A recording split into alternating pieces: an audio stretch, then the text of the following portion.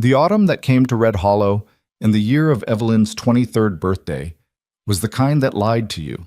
It looked beautiful. God, it looked beautiful.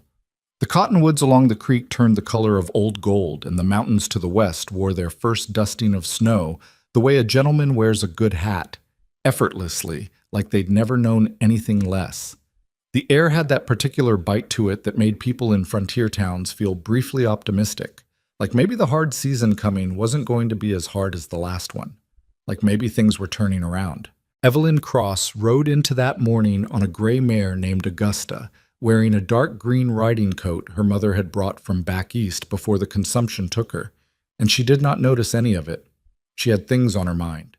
She had turned down Preston Mercer for the third time in 6 weeks, and she knew, the way women in small towns always know, with a cold certainty that lives somewhere behind the sternum, that this time there would be consequences. Preston was 26 and handsome in the way that men who have never been denied anything tend to be. Soft around the edges, with bright eyes that turned mean when he didn't get what he wanted. He was the only son of Clayton Mercer, who was the magistrate of Red Hollow, and more importantly, the man who held the paper on half the debts in town. Preston had made his interest in Evelyn known the previous spring, in the way that men like him make their interests known, through persistence that wore a smile on the outside and something else entirely underneath. She had refused him politely the first time, firmly the second. And the third time, at the Hargrove Harvest Dance in front of 30 witnesses, she had said something that made the women nearby cover their mouths and made Preston Mercer's face go the particular shade of red that Evelyn would later recognize as the color of a decision being made. She hadn't meant to be cruel. She had simply been honest. And honesty, she was learning, was its own kind of cruelty in a town where everyone already knew what they were supposed to pretend not to know. Augusta's hooves found the familiar rhythm of the main road as Evelyn guided her back toward the cross house on the north end of town. A 2-story wood and stone structure that her father, Edmund Cross, had spent 20 years building into something that looked like permanence. The bank her father ran occupied the ground floor of a separate building on the main street, and for Evelyn's entire life, the combination of the house and the bank had meant one simple thing. The Cross family did not have to be afraid of other people's power. That was before she understood debt. That was before she understood that appearances and reality could live side by side for years without ever actually meeting. Edmund Cross was at his desk when she came through the door, and the first thing Evelyn noticed was that he didn't look up. Her father always looked up.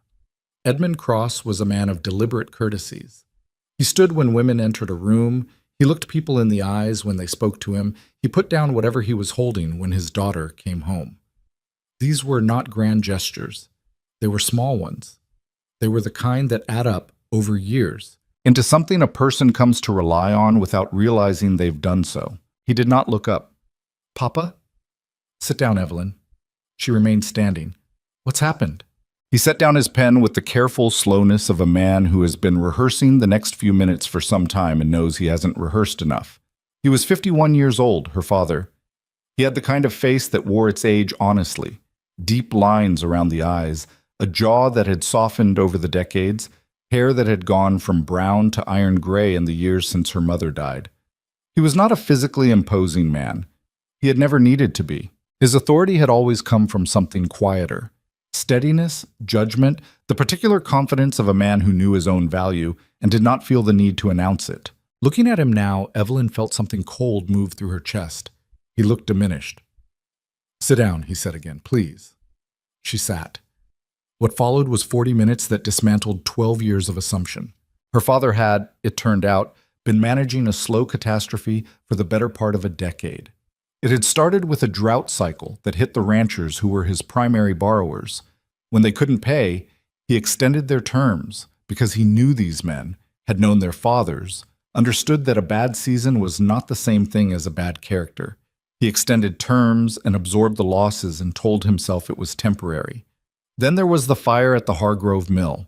Then the bank in Durango that failed and took a portion of Edmund's liquidity with it.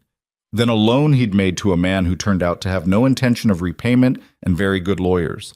Then another drought. Then another. He'd borrowed to cover the gaps. Quietly. From sources he thought he understood. Clayton Mercer had been one of those sources. "How much?" Evelyn asked when her father stopped talking. He told her. She sat with that number for a moment. It was not, on its face, an enormous sum. What made it monstrous was the interest structure, the compounding penalties, the clauses that had been written into the agreement in language her father had apparently not read with sufficient care, or perhaps had read and not fully understood, or perhaps had understood and been too desperate to refuse. The debt had grown in the dark the way certain things grow in the dark, quietly, consistently, without mercy. He owns the paper on the house, Edmund said, on the bank building, on most of the assets that would cover it. Clayton Mercer. Yes. Evelyn was quiet for a long moment. Outside, she could hear Augusta in the yard, the soft sound of the mare shifting her weight. And Preston. Her father looked at her then, and what she saw in his face was the thing she had been afraid of since she sat down. Shame. Not guilt exactly, something heavier than guilt. The shame of a man who had built a life on his children being able to trust him and had discovered, too late, that he'd undermined the foundation while they weren't looking. Clayton came to see me this morning, Edmund said, before you returned. What did he say? Her father was quiet. Papa, what did he say? He said that he is willing to restructure the debt, that he would consider the matter of the outstanding amounts, settled, under certain conditions. Evelyn's hands were very still in her lap. What conditions? Edmund Cross looked at his daughter the way a man looks at something he loves and is broken. He has a man in mind, someone he wants to see, established, given a proper situation, a woman of standing. A woman of standing, she repeated. It would resolve the debt entirely. The house would remain ours. The bank? Who? Her voice came out flat, almost unrecognizable to her own ears. His name is Caleb Boone. He works the Mercer land. Has for 4 years. Edmund paused. He's a good worker, by all accounts. A decent... He wants me to marry a ranch hand. It was not a question. She was simply saying the words out loud because they needed to exist in the air between them before she could begin to determine what to do with them. Evelyn, a ranch hand. She stood up. She was not aware of deciding to stand. Her body simply did it.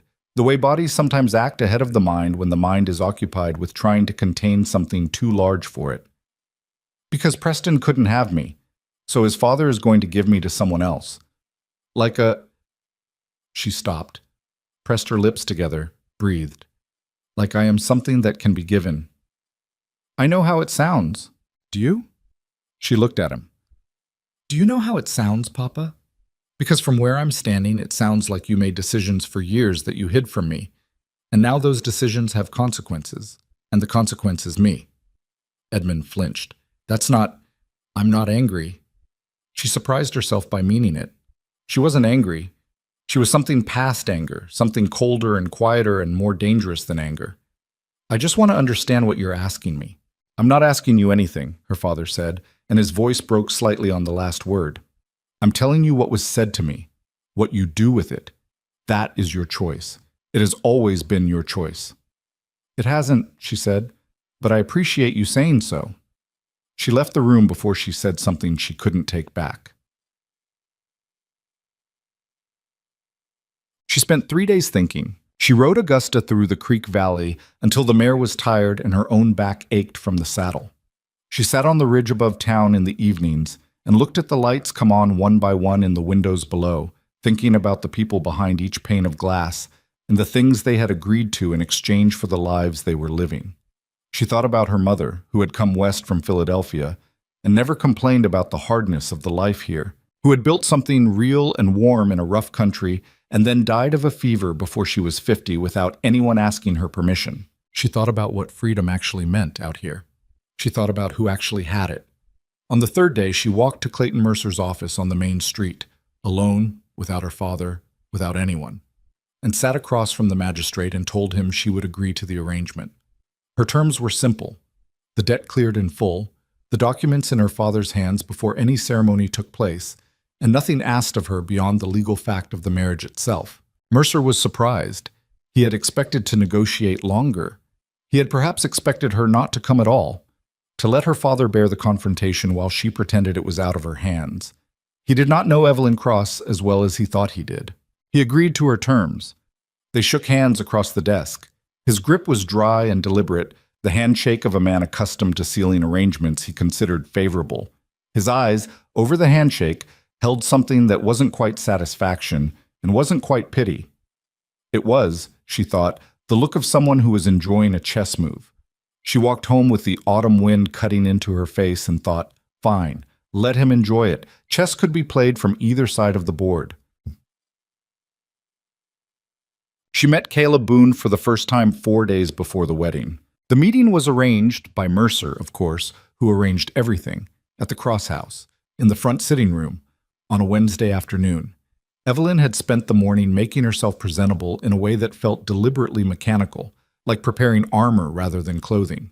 She chose her best wool dress, pinned her dark hair severely, and sat in the chair by the window with her hands folded and her expression arranged into something that was polite without being warm. She expected someone she could easily dismiss.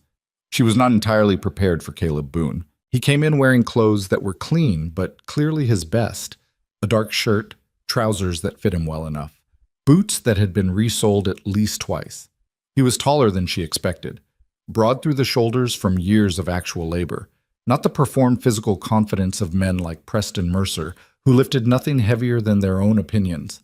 He had dark hair, cut short, and slightly uneven in the way that men cut their own hair, and a face that was weathered in the particular way of people who spend their days outside. Lines at the corners of his eyes, a jaw that was angled and a bit rough. He was perhaps 28, maybe 30. He held his hat in both hands as he came into the room, and he looked at her with the directness of someone who was nervous but had decided not to show it through evasion. "Miss Cross," he said. "Mr. Boone." She indicated the chair across from her. "Please sit." He sat. He did not appear to know what to do with his hat, and after a moment placed it on his knee. There was a brief silence. "I want to say something before anything else," he said. His voice was low and even, not soft exactly, but careful. The voice of someone who had learned that words were not always free. "Go ahead." He paused, seemed to be choosing carefully. "This arrangement isn't something I sought. I want you to know that. I didn't ask for it. When Mercer came to me, I told him I thought it was wrong. He made it clear I didn't have a lot of room to—" Another pause. "I don't have a lot of position to refuse men like Mercer, but I want you to understand that I'm not someone who thinks this is how things ought to go. What's being done here?" Evelyn studied him. "Why are you telling me this?" "Because you deserve to know who you're dealing with." He met her eyes. "Even if knowing doesn't change anything." It was not the opening she had anticipated. She had prepared herself for awkward performance, the anxious attempt of a laborer trying to seem more than he was, or alternatively, the silent submission of a man who understood his place in the transaction and was content to occupy it. She had not prepared herself for straightforwardness. "It doesn't change anything," she said after a moment. "You're right about that." "I know." Another silence. This one felt different from the first, less like an absence of words and more like a space where words were being considered. "I have one condition of my own," Evelyn said, "beyond the legal arrangement." "What's that?" "I expect to be treated with courtesy." She said it plainly, without heat. "Not as property. Not as a debt repaid. I'm aware of what this is and what it isn't. I'm not asking for things that aren't realistic, but I am asking for basic respect. Can you agree to that?" Caleb Boone looked at her with something she couldn't immediately name. It wasn't pity, and it wasn't admiration, and it wasn't the uncomfortable surprise of a man confronted with a woman saying direct things. It was something quieter, something almost like recognition. "That's not a condition," he said. "That's just how people ought to be treated." She looked at him for a long moment. "Then we understand each other," she said. "Shab." The wedding was on a Thursday morning in late October. There were perhaps 20 people present, most of them there out of obligation to the Cross family name rather than genuine feeling about the occasion. Edmund Cross gave his daughter away with the careful composure of a man holding himself together through sheer force of will. Clayton Mercer stood in the back of the small assembly with his arms folded and an expression of proprietary satisfaction that Evelyn filed away in the part of her memory reserved for things she intended to address eventually. Preston Mercer was not there. She had half expected him to attend out of spite. His absence either meant he had more grace than she'd credited him with, or More likely, that watching the ceremony in person held less appeal than having arranged it. The minister was brief. The vows were standard. Evelyn said what was required in a clear, steady voice. When the ring, a simple silver band, was placed on her finger, she looked down at it for exactly as long as was necessary and then looked back up. There was no celebration afterward. There was a brief gathering at the cross house, cold food and awkward conversation, and people who didn't know what to say and therefore said too much of the wrong things. Evelyn moved through it in the efficient manner of someone concluding business. By mid-afternoon, she and Caleb Boone were in his wagon, heading north out of town toward the homestead he'd built on a parcel of scrubland beneath the mountains. Everything she owned that mattered, 2 trunks, a writing case, the box of her mother's things she hadn't been able to leave behind, was loaded in the wagon bed. They did not speak much on the drive. The road roughened as they moved away from town, and the wagon jolted and swayed over the frozen ruts in a way that made sustained conversation difficult, even if either of them had felt like attempting it. The mountains grew larger as they traveled north, filling the horizon with their indifferent permanence. Evelyn watched them and thought about nothing in particular. Or rather, she thought about one thing, which she pressed firmly down beneath the surface of her attention, that she was 23 years old and the life she had expected to live, the life she had assumed in the vague way that privileged children assume their own futures, was simply the natural next thing, was gone. She had expected to choose her own husband. She had expected to continue running the household accounts that her father had always let her manage because she was better at them than he was. She had expected to be consulted, to matter in the visible ways that women of standing mattered in frontier towns, as organizers, as educators, as the social intelligence that kept communities from becoming purely transactional. What she had instead was a silver ring on her finger and a wagon taking her away from everything familiar into a November that had already turned cold. She did not let herself feel sorry about it. She had made a choice. The circumstances of the choice were unjust, but the choice itself was hers. She had sat across from Clayton Mercer and decided on terms. She had looked at this quiet man beside her and decided he was someone she could survive alongside. Survival, she reminded herself, was not nothing. The cabin was smaller than she'd allowed herself to imagine. It sat in a shallow depression at the base of the foothills, sheltered on 3 sides by a ridge of rock and scrub pine that would, Caleb told her, block the worst of the winter wind. There was a barn that was actually in better condition than the house, because that, she would learn, was the order of a working ranch hand's priorities. The house was one main room with a sleeping area curtained off in the back, a stone fireplace that dominated the far wall, a table, 2 chairs, a shelf with a modest collection of tools and provisions, and a window that looked west toward the mountains. It was clean. She gave him that. It was spare and rough, but it was clean. She stood in the middle of the room and took it in without expression, and he stood near the door and watched her do it, with the particular stillness of someone waiting for a verdict they're not sure they can effect. "The barn's solid," he said finally. "Augusta will be fine in there." "I can see that." She turned to face him. "We should talk about how this is going to work." "All right, I'll manage the household, food, supplies, what money there is." She had already thought this through. "I'll need to know what you have, what you earn, what debts you're carrying." He blinked. "I don't have debts." That surprised her. "None?" "No, I don't borrow." A pause. "I don't trust agreements I can't afford to get out of." Under different circumstances, she might have found that ironic, given that he was currently standing in a marriage arranged by someone else's debt. But she kept her face neutral. "Good. Fewer complications." He told her what he had, the parcel of land, which was his outright after 4 years of payments, the small herd of cattle, 7 animals, that he ran independently from his work on Mercer's property, the cabin and barn, a modest sum saved in a tin box beneath a floorboard in the barn. He told her the amount without hesitation, which she noticed. She told him what she had, her mother's jewelry, which she would not sell unless it was absolutely necessary. The practical skills she had always considered less impressive than her father's profession, but which now seemed considerably more relevant. She could cook, preserve food, sew, manage accounts, doctor minor injuries, and teach, having spent 3 years helping the town school teacher before that woman left for a better position in Pueblo. They stood on either side of the table like two people at a negotiation, which was, she supposed, precisely what they were. "We can make this work," she said, "if we're practical about it." Caleb looked at her for a moment. "I think so too. I want to be clear about something." She met his eyes. "I'm not going to pretend this is something other than what it is. Not to you. Not to anyone who doesn't require the pretense for social reasons. We were both put in this situation by other people's decisions. I intend to make the best of it. That doesn't mean I'm going to be—" She searched for the word performative about it. Performative. "Pretending happiness I don't feel. Pretending this was my preference." He nodded slowly. "I can respect that." "Good." She turned to the first of her trunks and began to unpack. "Then let's get to work." November arrived fully the following week and announced itself by dropping the temperature 20 degrees in a single night and beginning a pattern of early mornings that turned a person's breath to vapor before they'd cleared the doorway. Evelyn rose early.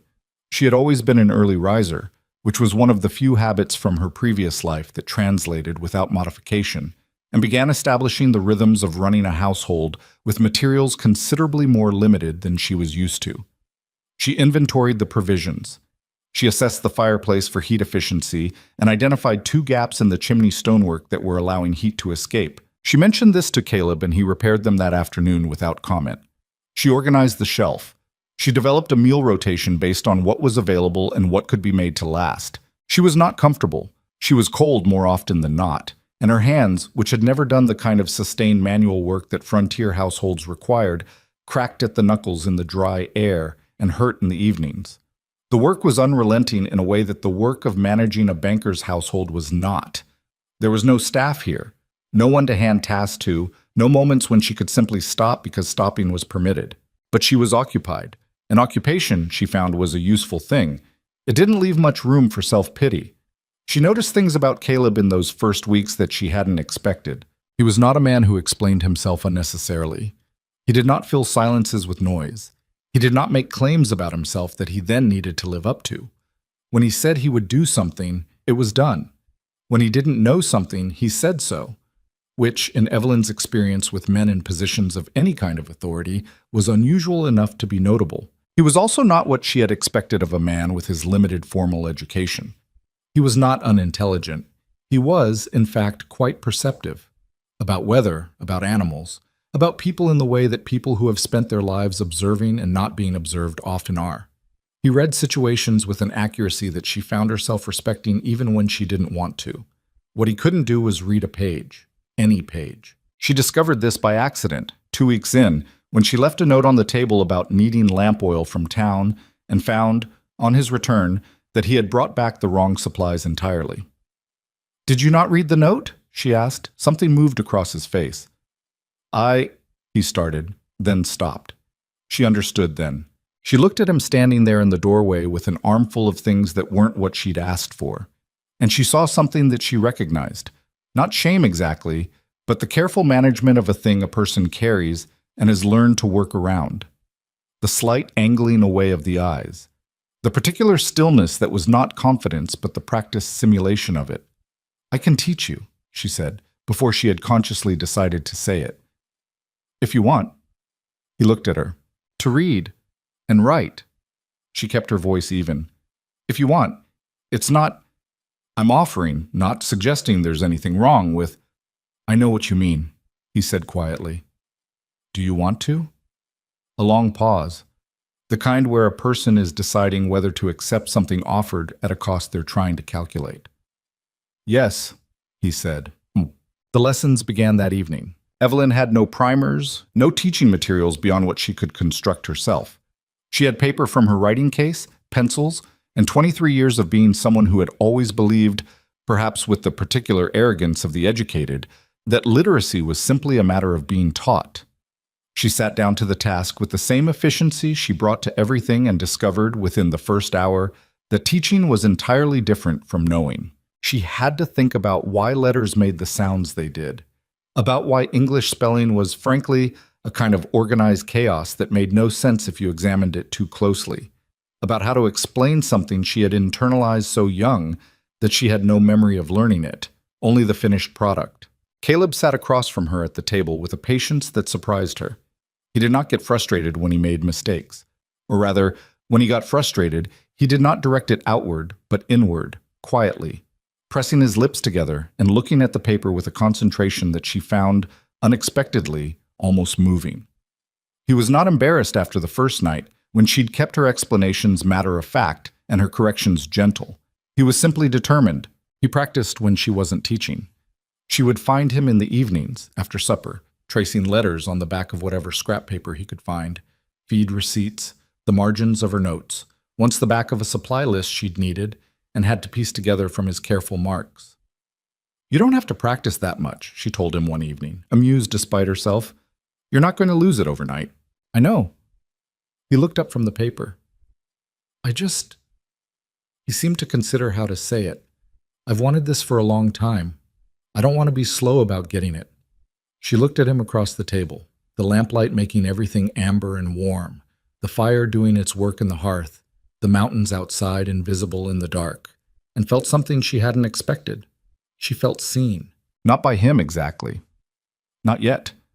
She felt seen by the situation, by the specific strange reality of sitting in this rough cabin on the frontier in a marriage she hadn't chosen, teaching a man who had also not chosen it, and finding in that the unexpected texture of something that might, eventually, be real. It was not comfort, it was not happiness, but it was not nothing. She turned back to her lesson plan and told herself to stop being sentimental. December brought the first heavy snow, and with it, the particular isolation of a frontier winter. The world contracted to the space between the cabin and the barn, to the daily work of keeping animals alive and fires burning and food on the table. The closest neighbor was 3 miles south. Red Hollow might as well have been on the other side of the world. Evelyn had not expected to be lonely because she had always thought of herself as someone self-sufficient enough not to require company. She discovered that self-sufficiency and loneliness were not, in fact, mutually exclusive. You could be entirely capable of managing your own affairs and still miss conversation, still miss the texture of a world beyond the same 4 walls. She found herself looking forward to the evenings. The lesson had expanded by December from simple literacy into something more complicated. Caleb was learning faster than she'd anticipated. His memory was extraordinary, actually, retaining patterns of letters and sounds with an efficiency that made her suspect he'd been compensating for his inability to read by developing other forms of recall to an unusual degree. He was reading simple sentences by the end of November. By early December, he was sounding his way through a page of prose, slowly but consistently, his finger moving under each word. "Stop moving your finger," she told him one evening. "You don't need it anymore. It helps me keep my place. Only until you stop needing it, which you won't, as long as you keep using it as a crutch." He looked up at her with an expression that was, she realized, quietly amused. "You always know when to push." "I was a student too, once." She paused. "My teacher used to take my ruler away from me when I measured things I already knew." He laughed. It was the first time she had heard him actually laugh. A short, genuine sound. Nothing performed about it. Something in the room shifted slightly. Not dramatically, just shifted. "I'll try," he said, and put his finger in his lap. The conversations that grew up around the lessons were not things she had planned for. They talked about the things that came up naturally when 2 people are spending their evenings across a table from each other with nothing particular to hide behind. She told him about her mother, in a way she hadn't talked about her mother to anyone in years. Not the public version, the respectable dead banker's wife, but the private one, the woman who had laughed too loudly at her own jokes and had once, during a dust storm, taught Evelyn to play cards by lamplight because there was nothing else to do. He told her about coming west at 14 with 2 older brothers who'd eventually gone back east, leaving him here alone at 17 because he'd decided, with the absolute certainty of someone who has not yet encountered sufficient evidence that he might be wrong, that this was where he belonged. "Were you?" she asked one evening. "Right about it belonging to you?" He thought about it. "I think I was right that I belonged here. I'm not sure the here I had in mind is quite the same as the here I ended up in." She understood that in a way she hadn't expected to. "I had it the other way," she said. "I knew exactly where I belonged. I just didn't account for the possibility that where I belonged might not stay the same." He nodded. Not the polite nod of someone following along, but the considered nod of someone who has just filed something important away. These were not the conversations of two people falling toward each other. They were the conversations of two people learning, carefully and with some difficulty, that the other was more than the function they'd been assigned in an arrangement neither had chosen. They were slowly and without announcement becoming acquainted. January came with a cold so deep that it silenced the birds. There was a week, in the middle of the month, when the temperature dropped far enough to freeze the water in the barrel inside the cabin, and they kept the fire burning through the night and slept, both of them, near the hearth rather than in their respective sleeping arrangements, which had maintained, by mutual and unspoken agreement, a careful separation. The first night of that cold week, Evelyn woke at 2 a.m. to find the fire had burned low, and the cabin was cold enough to see her breath. She got up to add wood to the fire and found Caleb already there, on one knee in front of the hearth, building the fire back up with the deliberate economy of motion of someone who has done this specific thing many times in the cold. "I heard it drop," he said, without turning around, meaning the fire. So did I. She wrapped the blanket she'd brought from the sleeping area around her shoulders and sat in the chair closest to the hearth. He got the fire going again and then settled back against the wall nearby, not close enough to be intrusive, simply occupying the warmest part of the room. They sat like that for a while in the renewed warmth, not talking. "My brothers used to say I was too stubborn to freeze," he said finally. "What happened to them? Your brothers?" "Thomas went back to Ohio, married a schoolteacher, I think. Maybe a preacher's daughter. I haven't heard in 3 years." He paused. "Daniel got a position as a law clerk in Denver. He writes sometimes." "You have his letters?" It wasn't a question. She'd seen the small bundle of papers in the chest near his side of the sleeping area, seen them in the way that people who live in small spaces inevitably know what is in every corner of that space without intending to pry. "I have them," he said. "I've had them a long time, before—" A pause. "I couldn't read them. I asked the man at the general store in town to read them for me. Once." She was quiet for a moment. "Just once?" "Once was enough. Having someone else speak your brother's words at you—" He seemed to look for the right description and not quite find it. It wasn't his voice anymore. It was just words. Evelyn understood that better than she'd expected. "I'll read them to you," she said. "If you want, when you're ready." He looked at her in the firelight. "I'm almost ready to read them myself." "I know," she said. "That's why I said when." He looked back at the fire. After a moment, very quietly, he said, "Thank you." The winter held. February was harder than January, which was not how it usually went.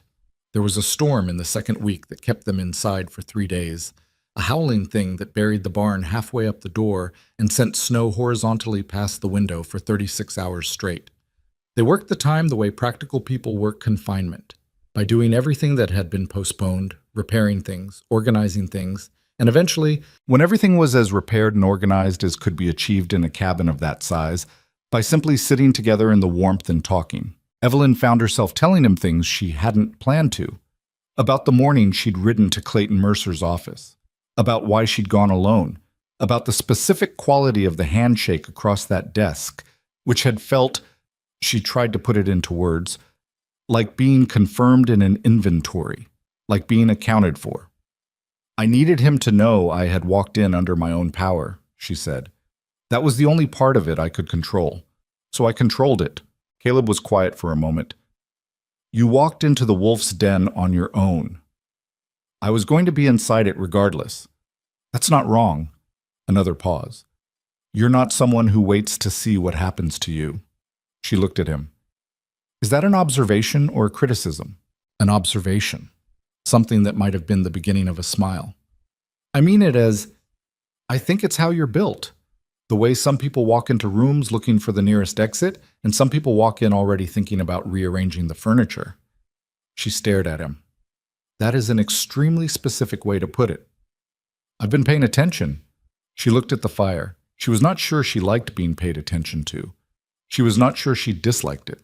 "What else have you noticed?" she asked, before she decided whether she wanted to know. He thought about it. "You're harder on yourself than you are on anyone else. You do it quietly, so it's hard to see. But you hold yourself to a standard you'd never apply to another person. The accuracy of this was uncomfortable. Most people are surprised I have any standards at all, she said, deflecting. Given the choices I've made. The choices you were left with, he corrected gently. She didn't answer. There's a difference, he said. I know there's a difference, she said, more sharply than she intended. He didn't push. He had a quality she was learning of knowing when to leave something in the room without requiring a response.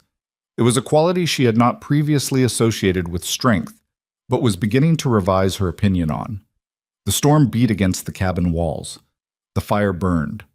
Outside, the world was entirely white and entirely impassable. Inside, something was changing, not dramatically, not with announcement, not with any of the markers she might have recognized from the stories she'd read as a girl about what it felt like when things changed.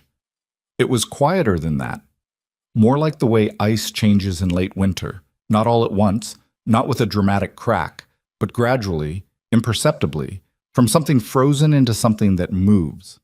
She noticed it but did not name it. Naming things she had learned gave them a reality that could be taken from you. She preferred for now to let this particular thing remain unnamed. The storm ended on a Sunday. They dug the barn out together, working side by side in the blue-white aftermath, their breath-making clouds in the cold air, neither of them talking much because the work required the whole of their attention. When they finished, when the animals were checked and the path between cabin and barn was passable again, they stood for a moment in the bright, blinding snow and looked at the mountains. Spring eventually, Caleb said. Eventually, Evelyn agreed. It was not a declaration. It was not a promise. It was just two people looking at the same horizon, standing close enough in the snow that the space between them had become, without ceremony or discussion, something measurably smaller than it had been in October. So, on the last day of February, she found the letter. It was on the table when she came in from the barn, folded carefully, with her name written on the outside in a hand she recognized as Caleb's, the careful, deliberate letters of someone who has learned to write recently and takes the formation of each one seriously. She stood in the doorway with the cold air still around her and looked at it for a moment. Then she came inside, sat down, and opened it. It was 3 pages. He had written it, she realized, over several days.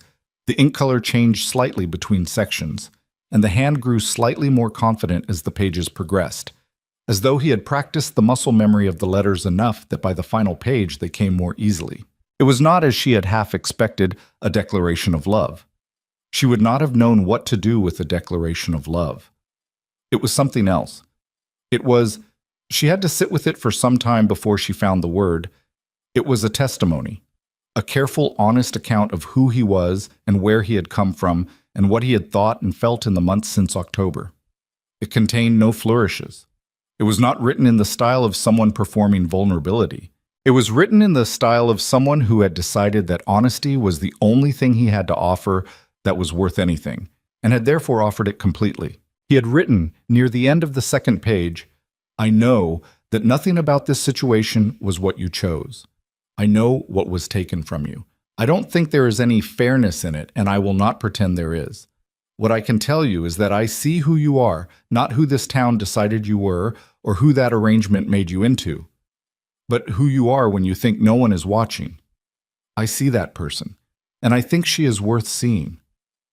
Evelyn sat with the letter in her hands for a long time. Outside, February gave its last ground to the turning of the season. Inside, she sat in the quiet of the cabin and read the words of a man she had not chosen, and felt something she had been refusing to name for weeks begin to move through the silence like water under ice, steady, persistent, and entirely beyond her ability to stop. She folded the letter. She held it in her hands. She sat with what it had done to her. She did not cry, but she came closer to it than she had since the morning this all began. She didn't speak to him about the letter that evening. He came in from the barn at dusk, smelling of cold air and hay, and she was at the stove with her back to the door, and they moved around each other in the kitchen the way they had learned to move around each other over these months. With a careful awareness that was not quite ease but was no longer the stiff, provisional courtesy of October. She served the meal. He sat down. They ate. She could feel the letter's weight in her dress pocket, where she'd placed it after refolding it with hands that weren't entirely steady. He did not ask. She had learned by now that Caleb Boone did not ask for things he had already given freely. The letter was offered. What she did with it was hers. That was what the act of writing it had meant. Not a demand for response, not a bid for something in return. He had simply decided she deserved to know what he saw when he looked at her, and had said so. And now he was eating his supper without any of the anxious watching that another man might have done. That patience, she was finding, was harder to resist than any amount of pressing. The south fence line, she said, because she needed to say something, anything, that was about the practical world. The one near the creek. I noticed when I was out this morning that 2 of the posts have heaved with the freeze. They'll need resetting when the ground softens enough. I know, he said. I'll get to them in March. I thought maybe sooner. Ground's still too hard. You'd break the post trying to drive it. She nodded. She was not actually concerned about the fence posts. He looked at her across the table with those steady dark eyes, and then looked back at his plate, and she understood with a clarity that was almost uncomfortable that he knew exactly what she was doing, which was using the fence posts as a place to put her attention. That was not the letter folded in her pocket. She slept poorly that night. Not because of unhappiness, exactly. Because of the particular restlessness that comes when something inside you is reorganizing itself and hasn't finished yet, and the process is happening whether or not you've given it permission. She lay in the dark on her side of the sleeping area and listened to his breathing on the other side of the curtain. Slow, even, the breathing of someone who had worked hard and had nothing urgent unresolved, and thought about what he had written. I see that person, and I think she is worth seeing. She had spent most of her life being seen as something in the specific way that daughters of prominent men are seen as something. As the banker's girl, as the educated one, as Edmund Cross's asset, as Preston Mercer's rejected aspiration. She had been seen as difficult, as proud, as someone with opinions that were inconvenient. She had been seen as a debt, finally, and sent north in a wagon to settle accounts. What Caleb had written was not about any of those versions of her. It was about the version she kept mostly private, the one that cracked her knuckles in the cold and read by lamplight until her eyes hurt and felt, sometimes in the middle of a particularly hard day, a satisfaction in hard work that she would never have predicted for herself. That version, apparently, was visible to someone. She found that she did not know what to do with that. She fell asleep sometime before dawn, still not knowing. In the morning, she came out to find him already gone to the barn, the fire freshly built, and a pot of coffee on the stove. She poured herself a cup, stood at the window, and watched the mountains go pink with early light. Then she took the letter out of her pocket, sat at the table, and read it again.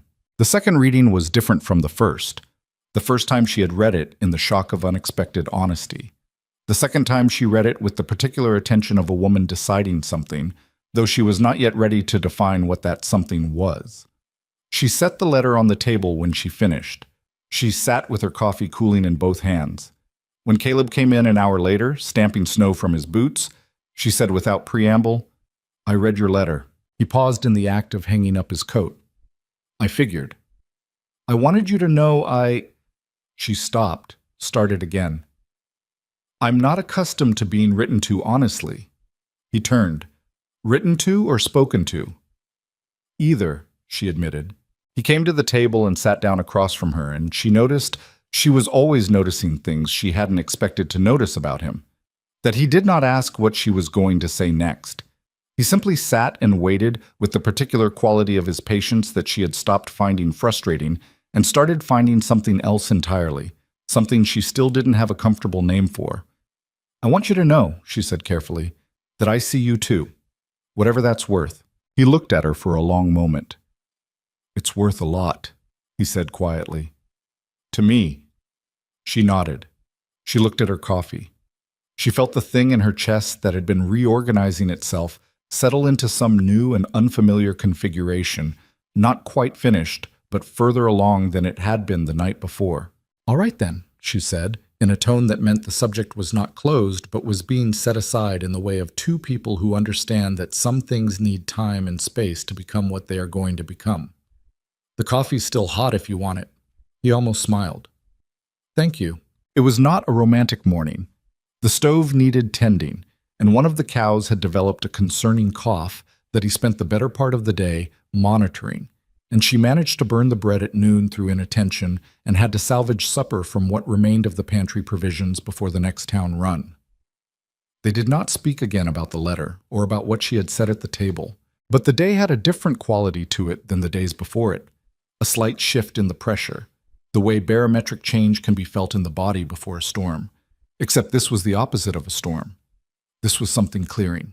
March arrived. With March came mud, which was its own kind of misery, the frozen ground releasing its grip in stages, turning the path between cabin and barn into a sucking mess that required a particular angled walk to navigate without losing a boot.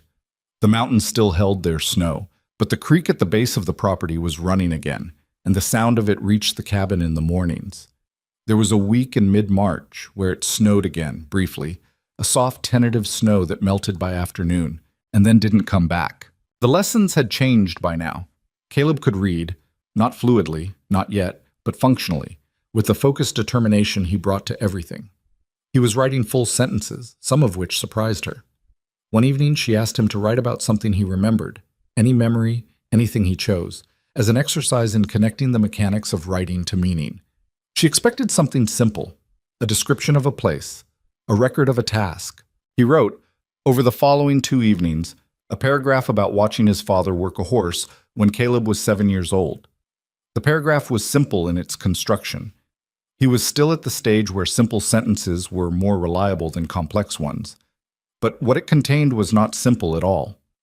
He wrote about the way his father's hands moved without tension, about the horse's breathing settling, about the feeling of watching someone do something difficult and make it look inevitable.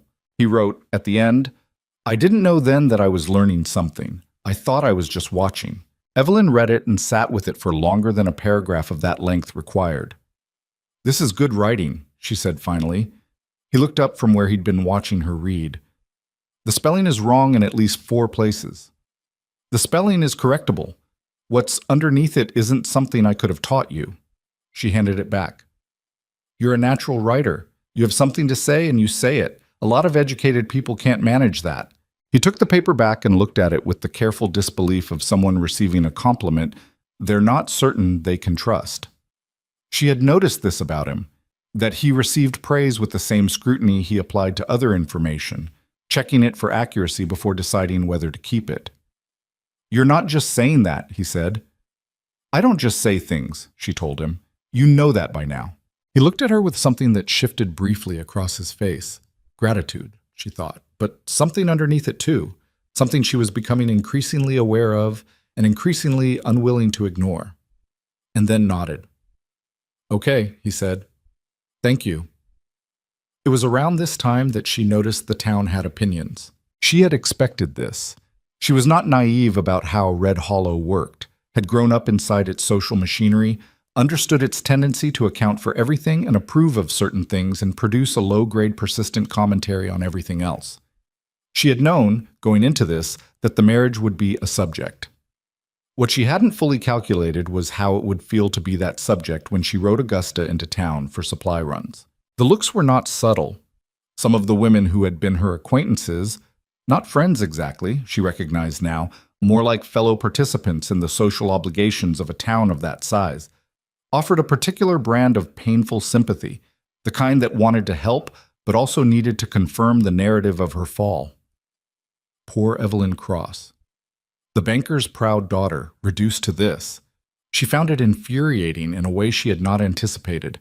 Not because they were wrong about the reduction, the facts of her situation were what they were, but because of the way the sympathy contained within it an assumption that she was suffering in the way they imagined she was suffering, which was not quite the truth anymore, and the gap between their assumption and her reality was something she had no interest in explaining to people who had already decided what her story was. What made it worse was a conversation she had in early March at the general store with a woman named Martha Kelly, who had been friendly with her mother and who approached with the careful kindness of genuine concern. "How are you really, Evelyn?" Martha asked quietly, while the store clerk was occupied elsewhere.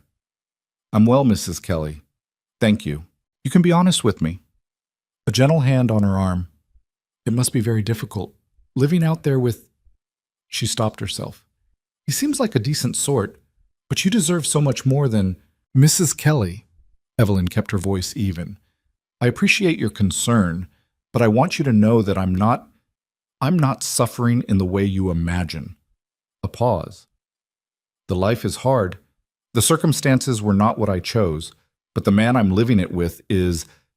She found herself searching for the right word, and the word that came was accurate and honest, and she made the choice to say it. He is a good man, a genuinely good man. I am aware that comes as a surprise to this town, but it's the truth. Martha Kelly looked at her with an expression that was equal parts surprised and unconvinced. I'm glad to hear it, she said, in the tone of someone filing information for later review. Evelyn paid for her supplies and rode back north, and she sat with the conversation for the length of the journey, turning it over. She had defended him, without planning to, without thinking through whether she should. She had simply opened her mouth and said what was true. She thought about that the whole ride home. When she arrived and he came out of the barn to help with Augusta, which he did without fail, without ever being asked, a fact that had ceased to surprise her weeks ago, she looked at him in the gray afternoon light and thought, he has no idea what I just said about him in town. He would not have asked her to. He would not have expected her to. She had done it because it was true, and because some part of her had decided, somewhere in the slow winter of becoming acquainted with this man, that his name deserved to be spoken clearly and without apology. The realization of that sat with her like something warm. She did not tell him about it. April came in like a deep breath. The thaw was real now, not the tentative softening of March, but a genuine warming, the kind that changed the quality of the light and brought the smell of wet earth and new growth through every gap in the cabin walls. Caleb spent long days out on the land, checking the fence lines, assessing the herd, preparing for the work of a ranch that had been largely suspended through the worst of the cold. She went with him sometimes, not to help with the physical work, which he was faster and more competent at than she was, but because she had discovered that she liked the land. This also surprised her. She had grown up in town, with the cultivated relationship to nature that town dwellers have, appreciating the view, managing the weather, otherwise maintaining a practical distance. But out here, where the land was not backdrop but actual ground under actual feet, where the life of the property depended on understanding what the sky was doing and what the soil could hold and when the water would run, she found she was interested. She asked questions. He answered them without condescension, which continued to be notable. Most men she'd known answered women's practical questions with the particular weariness of people performing a burden. Caleb answered as though the questions were interesting, because apparently, to him, they were. He had a rancher's love of the land that was specific rather than sentimental.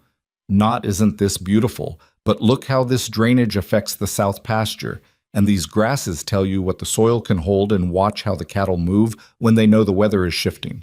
She found herself learning things she had never expected to learn. She found also that she did not mind learning from him. You could run this whole property, he said one afternoon in early April. They were on the east ridge looking down at the homestead, the cabin, the barn, the small herd moving slowly in the south pasture. If you had to, she looked at the property. I wouldn't know how to manage a herd. You'd figure it out. You figure everything out. He said it as a simple fact, the way he said most things. You've been paying attention to everything since October. All of it is in there. He tapped his temple. You're the kind of person who can't be somewhere without learning it. She was quiet for a moment. You say that like it's a virtue, isn't it? In this town, it's a defect. Women who notice everything and remember it make people nervous. This town's nervous about a lot of things it shouldn't be. He looked at the property below. You could teach here, you know. This valley, there are families another 10, 12 miles out who don't get their children into Red Hollow for school. Not in winter, not with the distance. Some of those kids can't read. She turned to look at him. You've thought about this. I've thought about a lot of things. I had 28 years of not being able to talk to many people about what I was thinking. He almost smiled. You created an outlet. She laughed. It came out before she could decide whether to. A short, real sound, nothing careful about it. He looked at her when it happened, and the expression on his face was something she had seen building for weeks and had been carefully not acknowledging because acknowledging it would have required doing something about it, and she had not yet been ready to do something about it. She was, she thought, looking down at the homestead in the April light, with the creek running silver below, getting closer to ready. Tell me about the families, she said. The ones in the valley, he told her. They stood on the ridge for another hour, talking about children who were growing up without letters and numbers, about what that cost them in the world they were going to have to navigate. Caleb spoke about it with the particular feeling of someone for whom the subject is personal, which it was, she knew now, thoroughly. He had lived those costs. He had navigated that world for 28 years with a lack he carried quietly and worked around constantly. And the intelligence he'd used to manage that lack was the same intelligence that was now filling in the gap with a speed and thoroughness that still sometimes took her breath away. They did not come down from the ridge until the light started to go. Walking back to the cabin in the dusk, close enough that their shoulders occasionally touched on the narrow path, Evelyn felt the particular quality of a thing that has changed without announcement. Not their relationship, exactly. That was still what it was, still in the process of becoming something that neither of them had named. But something in her. Something about the tally she'd been keeping, maybe unconsciously, since October. The ledger of what she'd lost and what she'd gained and whether the columns would ever balance. She thought they might. She did not say so, but she thought it. May came, and with it the first real test of who they were together when other people were involved. A man named Grover Hatch rode up to the property on a Tuesday with a complaint. He was a neighboring rancher, the property to the east, close to 4 miles away, and he had been running cattle on the creek pasture that bordered Caleb's land with what Caleb had previously tolerated as informal arrangement during the winters when no one was using it. Now that spring was here and Caleb's herd needed the creek pasture, Hatch was not inclined to move his animals, and had arrived to say so with the particular confidence of a man who had previously dealt only with a quiet laborer and was not prepared for what he now found. Evelyn was in the yard when Hatch arrived. She saw his face register surprise when he realized she was not going to go inside and defer to Caleb. "Mr. Hatch," she said, what brings you out?" He was a big man, weathered and blunt, with the slightly dismissive quality of someone who filed things in simple categories. "I'm here to see Boone about the creek pasture." "I'm aware of the creek pasture situation," she said. "Caleb told me about it last week." Hatch blinked. He had the adjusting expression of a man recalibrating quickly. "Well, I suppose I can tell you the same as I'd tell him. Those are my cattle down there. They've been grazing that land all winter. I don't see why—" "They've been grazing land that belongs to this property," Evelyn said. Her tone was even, not unkind. "Winter use by informal courtesy, which Caleb extended because it cost us nothing in winter. It costs something now, so we'll need the pasture back." Hatch looked at her with the careful look of a man deciding whether he's being challenged by someone he's required to take seriously. "Is Boone going to come tell me that himself, or—" "I just told you," she said. "That's the same as him telling you." Caleb came out of the barn at that point, having heard the horse arrive. He took in the scene with a quick read. Her standing in the yard, Hatch on his horse. The particular set of Evelyn's shoulders that he had learned meant she was entirely in control of the situation and did not require assistance but might accept it. "Hatch," he said. "Boone." The rancher shifted on his horse. She says you need the creek pasture." "We do. You'll need to move the animals by end of week." Hatch looked between them. Something about the united front. The two of them standing in the yard, speaking with one voice, the absence of any gap between them that he might have worked into, seemed to settle it for him. He grumbled. He said something about neighborly arrangements and short notice. But he said he'd move the cattle. When he had gone, Caleb looked at Evelyn. "You handled that before I got there." "You were in the barn." "I know. I'm saying you handled it." She dusted her hands on her skirt, not because they were dirty, but because she needed something to do with them. "He would have pushed harder with just you. Men like Hatch read softness into courtesy. I wanted him to see from the start that there wasn't any." "There isn't," Caleb said. He said it with a quiet certainty that had nothing defensive in it. She looked at him. The May afternoon was warm and bright, and the creek pasture was green below them, and the mountains had lost most of their snow. And standing here in the spring with this man she had not chosen and had come to know. With a thoroughness that surprised her, Evelyn Cross felt something she had not felt since before October. She felt like herself, fully, without apology, without performance. Not the banker's daughter, not the discarded pride of a small town, not a debt or an arrangement or a scandal. Herself. The version she'd written about in her own journals since she was 15, the one who said what she thought and managed what needed managing and refused to be diminished, but who also, when she found someone worth caring about, cared without calculation. She hadn't known, in October, whether she would find that version of herself still alive out here. She was finding she had not only found her, but had somehow, in the cold and the work and the long evenings by the fire, let her grow into something stronger than she'd been before. Caleb was watching her with that particular attention of his. "What?" she asked.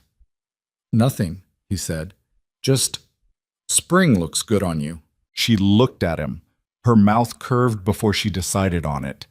"That is the most you have ever said that could be called flattery." "I know. I'm building up to it slowly." She laughed again, that same unguarded sound, and turned back toward the cabin, and he fell into step beside her on the path, close enough that their hands nearly touched, and neither of them moved to create distance. They had supper that evening with the door open to the warm air, something they had not been able to do in months, and the sounds of the property in late afternoon, cattle settling, the creek running, birds returning from wherever birds went in winter, came into the cabin and filled the spaces between their words. He told her that evening about learning to read Daniel's letters. He had done it 2 weeks prior, while she was in town, alone in the cabin with the small bundle of paper he'd kept for years, unread. He had sat at the table in the afternoon light and worked through them slowly, one by one, in the careful way he read now, not rushing, letting the words resolve themselves, going back when something didn't come clear the first time. "How were they?" she asked. He was quiet for a moment. He's doing well. He's made something of himself. He's proud. You can hear it in the writing. He doesn't say it outright, but it's there." A pause. "He asked after me, asked if I'd found my footing." Caleb looked at the open door, at the evening coming down over the mountains. 3 years ago, when he wrote that, I didn't have an answer I wanted to write back. And now?" He looked at her across the table. Not the full force thing, not yet, but close enough that she felt it in her sternum. "Now I think I'd write back." She held his eyes for a moment.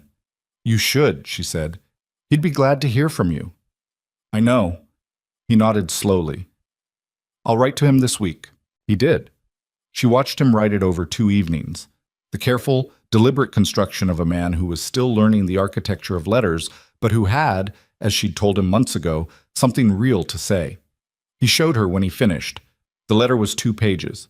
It was honest about the years of silence, direct about why without being theatrical. It told his brother about the homestead, the herd, the property. It mentioned, in the last paragraph, with the particular restraint of someone not sure how much to say, that he had married and that she was a woman worth knowing. Evelyn read that last line twice. She handed the letter back without commenting on it. But in the evening, after they had cleaned up from supper, and the lamp was burning low and he was reading at the table, he read every evening now, anything she could find for him. The almanac, the newspaper that came up from town occasionally, the 3 books she had brought in her trunk. She looked at him across the room and felt the thing she'd been refusing to name complete its reorganization and settle, quietly and without ceremony, into a shape she finally recognized. She was in love with him, not the way she had imagined loving someone, back when she'd imagined it as a young girl in her father's comfortable house, not the performed romance of social courtship, not the careful presentation of compatible families. This was something rawer and more inconvenient and considerably more real. It had grown in the dark and the cold, out of necessity and honesty and the specific intimacy of 2 people who have shared a hard winter and come through it knowing each other's rough edges and having decided, without discussion, that those rough edges were acceptable. She did not say anything about it that evening. She was not ready to. The knowing and the saying were 2 different things, and she had learned, had always known, really, that she did not speak until she was certain, and she needed a little more time to be certain that what she was feeling was what she thought it was, and not simply the gratitude or the relief of having survived something. But she thought, sitting across the room from him in the lamplight while he read, and the May night came down soft and warm over the mountains, that she was getting close. She was getting very close.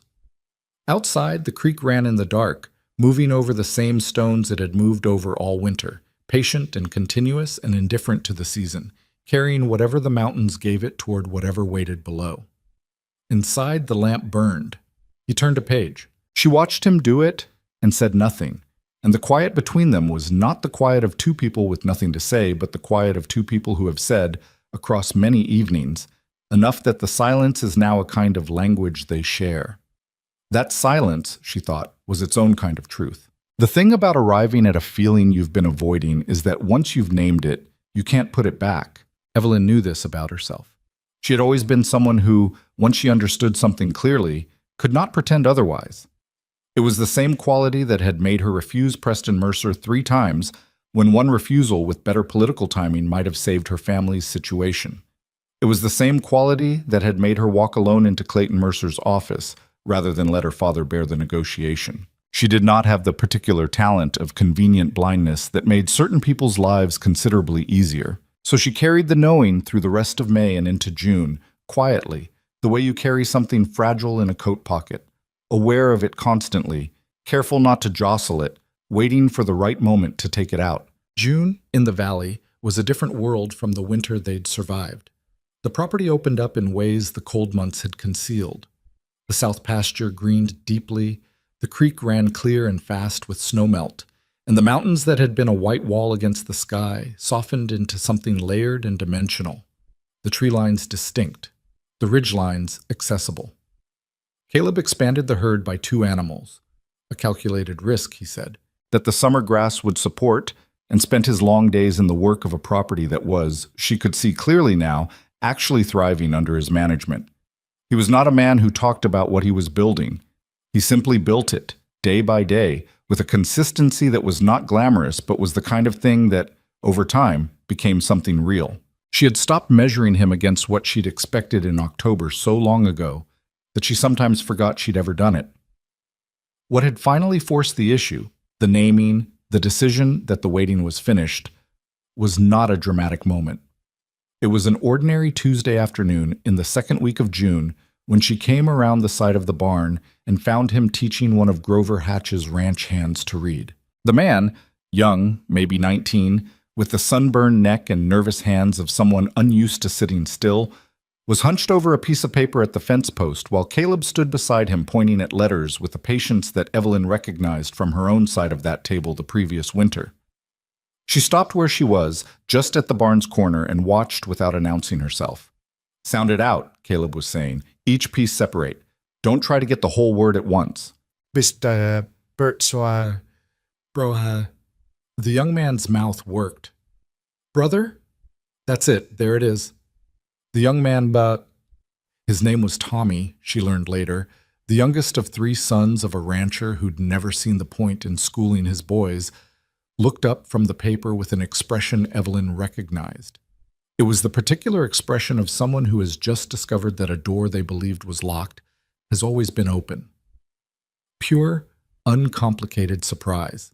"That says brother," Tommy said, stating a fact so he could hear it out loud.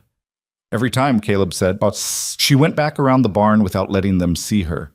She stood on the other side of it with her hand on the rough wood and felt something move through her chest that had no particular name, not quite tenderness, and not quite grief, and not quite joy, but an alloy of all 3, the way complex things are usually alloys. He hadn't told her he'd started teaching Tommy Hatch. He hadn't made anything of it. He had simply, at some point, done it, the way he did most things that mattered, without announcement, without waiting for permission or credit. She thought about what he had written in February. "I see who you are when you think no one is watching."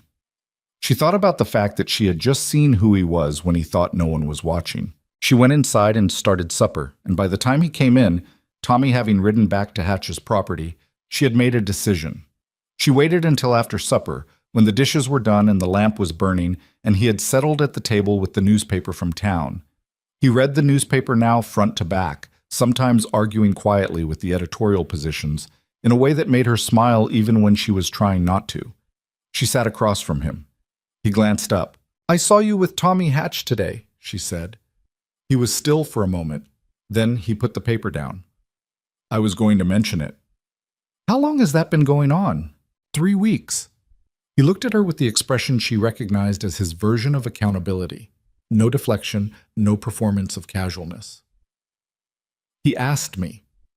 He saw me reading the almanac one afternoon and asked if I'd learned recently. I told him about the situation. A pause. He wanted to learn too. I didn't think you'd object, but I should have told you. I don't object, she said. That's not why I'm bringing it up. He waited. She set her hands flat on the table. This was not how she had imagined saying this. There had been some version in her head that was more composed, more deliberate. But composure, she was learning, was often the enemy of honesty. I want to say something, and I want you to let me finish it before you respond, she said. All right. When I married you, I had decided to survive it. That was my entire goal. Survive the situation, maintain my dignity, keep my father from ruin, and manage whatever came after with as much practical intelligence as I could bring to it. She kept her eyes on his. I did not expect to be moved by you. I didn't expect to find someone in this. I thought I knew what was possible inside an arrangement like ours, and I had made my peace with the limits of it. The room was very quiet. I was wrong about the limits, she said. I've been wrong about them for some time. I've known it since February, and I've been waiting to be more certain, and I am certain, Caleb. I'm in love with you. She said it plainly, the way she said things she meant.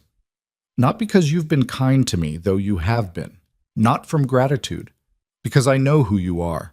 I've seen you in the cold and in the hard months and in the moments you thought no one was watching, and I know who you are, and I love that person.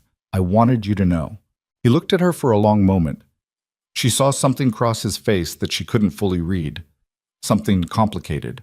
Some emotion that had more than one layer to it.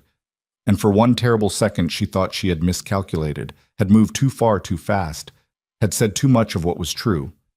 Then he said, very quietly, I've been afraid to say it first. She blinked. What? I've been in love with you since January. He said it with the slight roughness of someone delivering something they've held a long time. Since the night the fire went low and you sat up with me and talked about your mother. I didn't think it was fair to put that on you. You didn't come here for this. I thought if I said it, you'd feel... He stopped. Obligated. Or like the situation was pressing you into something. She stared at him. You've been in love with me since January, and you wrote me that letter in February, and you didn't say it. The letter said most of it. It said everything except the main thing. I know. He looked at the table. I didn't think I had the right. She felt something between exasperation and tenderness so acute it was almost painful. Caleb, you are my husband. A husband you didn't choose. I choose now, she said. That's what I'm telling you. Whatever I didn't choose in October. I'm choosing this now. You, this. She gestured at the table, at the cabin, at the mountains outside the window. All of it. He looked at her with something that was not composure. Something that was the opposite of composure. Something that showed clearly on his face and that she realized she was glad to see because it meant the feeling was real enough to break through the careful management he applied to everything else about himself. You're sure, he said. I don't say things I'm not sure of. You know that. I know. He let out a slow breath. I know you don't. He reached across the table. Not dramatically, just reached across and put his hand over hers, on the table between them, in the lamplight. She looked at his hand on hers, at the calluses, the rough knuckles, the visible evidence of every year of labor that this town had used to define him as lesser. She turned her hand over and held his. They sat like that for a long time without talking. It was not a perfect moment. There was no perfection in it. The lamp smelled slightly of bad oil, and she had burned the biscuits at supper, and there was a crack developing in the east wall of the cabin that they were going to have to address before autumn. Outside, the horses shifted in the barn, and the creek ran in the dark. It was, for all of that, the truest thing she had felt in a very long time. The weeks that followed were not a transformation. They were the same life, the same hard work, the same rough frontier property under the same demanding sky. But they were different in the way that a familiar landscape is different when you stop moving through it with one eye on the exit. They were the same place, seen from the inside rather than the outside, seen as a place you had chosen rather than a place you'd been assigned. She noticed small things differently. The way he handed her the first coffee of the morning without asking how she took it anymore because he'd known for months. The way she had stopped waiting to see what he would decide and simply told him what she thought, because she had learned that he wanted to know. The way they had developed, without planning it, a system of navigating the same small spaces without getting in each other's way, a choreography of small courtesies that only happens between people who have paid close attention to each other for a long time. There was nothing effortless about it. They argued sometimes, not viciously, but genuinely, in the way of two people with strong opinions who live in a small space. She thought he was too slow to ask for help when the property needed more labor than one man could provide. He thought she pushed herself past the point of practical exhaustion because she didn't know how to stop. These were not small disagreements. They were disagreements about fundamental qualities in each other, things that weren't going to change. They had one particular argument in late June over money that lasted 2 days and left them both somewhat worn out, and caused Evelyn to ride Augusta too hard through the Creek Valley until the mare was tired and she'd calmed down sufficiently to see that she was half wrong about the specific thing and entirely right about the underlying thing, which was a distinction she had to think through carefully before she could explain it to him. She came back in the evening and said, "I was wrong about the numbers, but right about the principle." He was splitting wood in the yard and paused. "I know. I've been wrong about the numbers too by about $10. I found the error this afternoon." She got off Augusta. "So we're both partially wrong." "Seems like." He set down the axe. "You want to start over on it?" "Yes." They went inside and spread the accounts across the table and worked through them together, and by the end of the evening they had arrived at a solution that was neither of their original positions but was better than both, and Evelyn felt the particular satisfaction of being in a partnership that was actually a partnership, two intelligences working a problem together rather than two people performing the roles they'd been assigned. That was the thing she had not anticipated about loving him. Not the tenderness of it, though there was tenderness. It was the specific satisfaction of being in a real partnership with someone who respected what she could do. She had not known she was waiting for that until she had it. July arrived, and with it the particular heat of high summer on the frontier, not the oppressive wet heat of lower elevations, but a dry, burning kind that made the air shimmer over the south pasture in the afternoons and drove the cattle to the creek shade and made the evenings, when the temperature finally dropped, feel like mercy. Tommy Hatch had progressed quickly. He was coming to the property 3 times a week now, and Caleb had him reading simple passages and working on his letters in the evenings when the day's work allowed. The boy had the same quality Caleb had had, raw intelligence that had simply never been given a channel, and watching Caleb teach him with the patience and lack of condescension that Evelyn had experienced from the other side of that table, she felt something solidify in the thought that had been forming since April, since the day on the East Ridge when he talked about the children in the valley who couldn't read. She brought it up one evening when Tommy had gone and they were sitting on the cabin's small front step in the cooling air. "I want to open a school," she said. He looked at her. "A proper one. Not just Tommy, not just whoever happens to ask. A school for the children in this valley who can't get into Red Hollow. There are families 8, 10, 12 miles out. Children who are growing up without letters." She had been thinking about the logistics for weeks, and it showed. She had it organized in her head, the practical requirements, the problems, the solutions she'd identified. "I would need a space. Not the cabin, somewhere larger. I'd need materials. Paper. Slates if I can get them. Primers." She paused. "And I would need your help building the space." He was quiet for a moment. "Where would you build it?" "The old structure at the north edge of the property. The one you were using for equipment storage. It's sound. The walls are good. It would need the interior cleared, a few improvements, proper light from windows on the south wall." "I can do that," he said. "It would take a couple weeks." She looked at him. "You're not going to tell me it's impractical?" "It's not impractical. It's a lot of work, but it's not impractical." He looked out at the property. "I've been thinking about it too, since we talked on the ridge." A pause. "I just didn't know how to bring it up without it sounding like—" He seemed to look for the word. "Like you were assigning me a role." "Yes." She considered. "That's a thoughtful distinction. I've had some time to think about how things sound." She smiled, looking at the darkening mountains. "We're going to need support. People in town will resist it. Some of them. They'll say it's outside the proper order of things.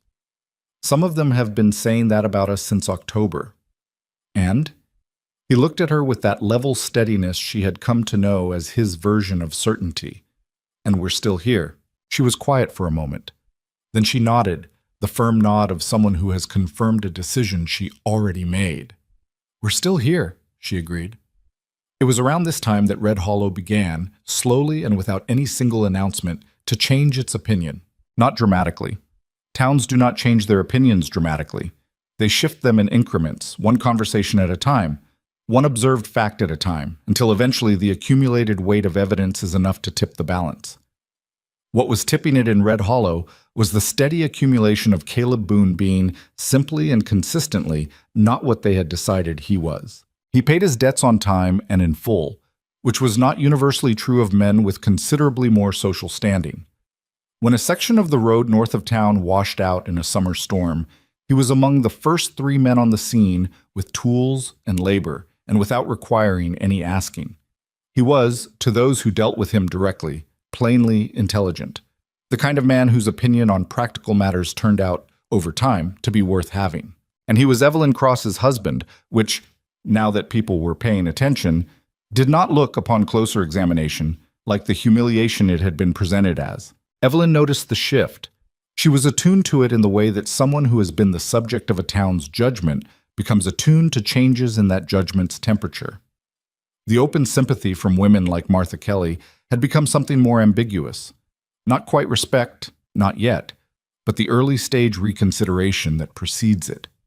The dismissiveness toward Caleb in the general store and the feed supply had become something more careful, more hesitant, as though people were re-examining the notes they'd made and finding them less reliable than they'd believed. Preston Mercer, she heard from the occasional piece of gossip that filtered north, had become engaged to a girl from a ranching family in the next county. She felt about this with a neutrality that surprised her until she thought about it and realized it didn't surprise her at all. Preston Mercer had happened to her. He had not become part of her. Clayton Mercer was a different matter.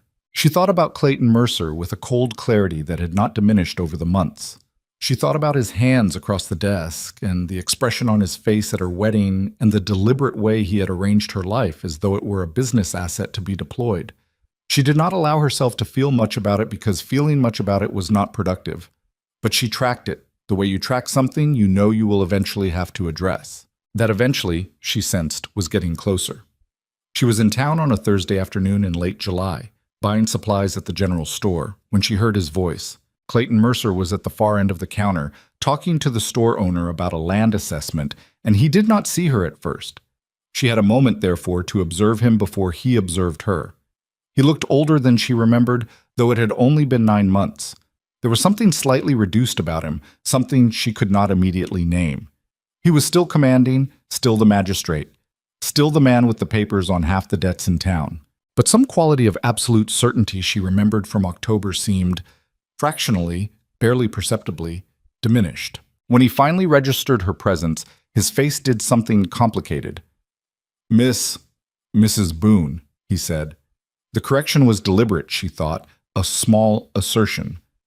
"Mr. Mercer," she said. Even, unhurried.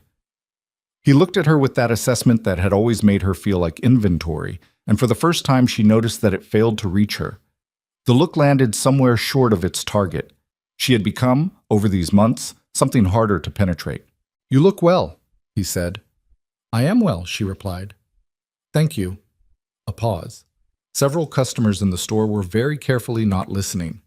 "The Boone property," he said. "I hear it's developing." "It is." "And Boone? He's managing it to your satisfaction?" The question was gauged precisely to suggest she might not be satisfied, might be merely performing contentment. She looked at Clayton Mercer with the calmness of someone who has sorted through all the complicated feelings about a situation and arrived on the other side of them. "My husband," she said, putting the word down with specific clarity, "is one of the most capable people in this valley. I'm aware that's not what you expected when you arranged things as you did. I suspect," she continued, keeping her voice pleasant and her eyes level, "that the arrangement was intended to diminish both of us. I want you to know that it has done the opposite." The store was very quiet. Mercer's expression did that complicated thing again, something that was not quite shame, because she doubted he'd arrived at shame, but might have been the early uncomfortable precursor to it. "I'm glad it's worked out," he said, with the flatness of a man who is not entirely glad. "I know you are," she said, meaning something different by it. She paid for her supplies and left. She sat on Augusta outside for a moment before riding, her hands on the reins, the July sun on her face. She thought about how that conversation would have felt in October, how it would have felt to be Evelyn Cross in October, standing across from the man who had done what he had done, without the 9 months of winter and spring and the person she had become in them to stand behind her. Different, she thought. It would have felt very different. She rode north out of town, toward the mountains, toward the property that was hers as much as anyone's now, toward the man she had chosen with the same deliberate intelligence she brought to everything that mattered, and she felt, not triumphant exactly, because the situation was still what it had been, the injustice of it was still real, but settled. She felt settled in a way she had not felt since before October, and she thought it was a better kind of settled than she'd had before. The earlier version had been built on assumptions and the comfort of privilege and things that turned out to be less permanent than they'd appeared. This version was built on something that had been tested repeatedly by cold and hardship and the sustained proximity of a difficult reality. This version had been earned. The property came into view ahead. The barn, the cabin, the old structure that was going to become a school, the south pasture green and gold in the late afternoon. She could see him working near the fence line, a small figure in the distance, and the sight of him did the thing it had been doing for months, and that she had stopped pretending to herself that she didn't notice. She had not planned to fall in love in Red Hollow. She had not planned for any of this. But here she was. Here, she thought, guiding Augusta toward home, was exactly where she was. The messenger arrived on a Wednesday morning in the first week of August, when the summer heat was at its most relentless, and the valley lay under a sky so blue it looked almost aggressive. Evelyn was at the schoolhouse, the old equipment structure that Caleb had spent 3 weeks converting with the patient precision he brought to all physical work, adding the south-facing windows she'd specified, clearing and leveling the floor, building crude but functional benches from lumber he'd sourced from a mill 20 miles west. She had been spending her mornings there for the past 2 weeks, preparing materials, organizing what she'd managed to gather from town and from her own supplies, a small collection of primers, slates she'd ordered through the general store, paper she rationed carefully, and a primer she was writing herself in the evenings for children who were starting from nothing. She was testing the light through the new windows when she heard a horse on the road. The messenger was a young man from town she recognized as one of the clerks from the telegraph office, 17, maybe 18. With the slightly breathless quality of someone who had ridden fast because the errand felt urgent and because nobody had told him whether it was or not. "Mrs. Boone," he said, pulling up. "Message for you, from Red Hollow." He held out an envelope. She came out of the schoolhouse and took it. The handwriting on the outside was her father's housekeeper's, Margaret, who had been with the Cross family for 11 years and whose penmanship was distinctive. Large, slightly backward slanting letters that always looked like they were leaning into a wind. She opened it, standing in the yard, the messenger waiting on his horse. "Miss Evelyn, your father has taken ill. Dr. Pruitt has been here twice. He is resting but asked for you. Please come when you are able. He says not urgent, but I think you should come soon. M." She read it twice. She noted the particular gap between "he says not urgent, and I think you should come soon," and understood that Margaret, who was not a dramatic woman, was telling her something in the space between those two sentences. "Thank you," she told the messenger. "Tell them I'll come tomorrow morning." She went to find Caleb. He was at the south fence, resetting the post she'd noticed heaving back in March, the same ones she'd mentioned the day after she'd read his letter, which she still had, folded carefully in the small box with her mother's things. He had been working for 2 hours and was dirty and sweating in the August heat, and when he saw her face, he stopped and straightened. "What's happened?" She gave him the note. He read it. Still the careful reading, still the slight deliberateness, but there was nothing labored in it now. He was fully literate and had been for months. He read it in the time it took her to watch him read it, and then looked up. "I'll come with you," he said. Not a question. She had been prepared, she realized, to argue with him about this, to tell him the property needed managing, that it wasn't necessary, that she could handle her father's household without him present. She realized she didn't want to make that argument. She was tired of making arguments she didn't actually believe in for the sake of a pride that was no longer serving her. "All right," she said. He nodded once and went back to the fence post. Not because he was dismissing the conversation, but because there were 2 hours of daylight left and the fence still needed finishing. She went back to the schoolhouse to close it up for the morning and felt, in the efficiency of that exchange, the specific comfort of being with someone who didn't require her to perform her emotions before they were ready. They left for Red Hollow at first light the following morning. The ride was 2 hours by wagon on the road that Evelyn had traveled 100 times in her life. First as a child in her father's buggy, then as a young woman on Augusta, and now, for the first time, with Caleb beside her on the wagon bench, the mountains behind them, the town drawing closer ahead. She thought about the last time she had made this journey, 9 months ago, in the opposite direction, with everything she owned in the wagon bed and the life she'd expected already gone. She thought about the person she'd been then, furious and controlled, and very, very alone in the specific way that people are alone when they've decided that needing other people is a vulnerability they can't afford. "You're quiet," Caleb said. "I'm thinking." "About your father?" "About the last time I made this road." She looked at the horizon. "About who I was then." He was quiet for a moment. "Who were you?" She considered. Someone who had decided that surviving was enough. That if I could just get through each situation with my dignity intact, that was a sufficient goal. A pause. "I hadn't thought about what I was surviving toward."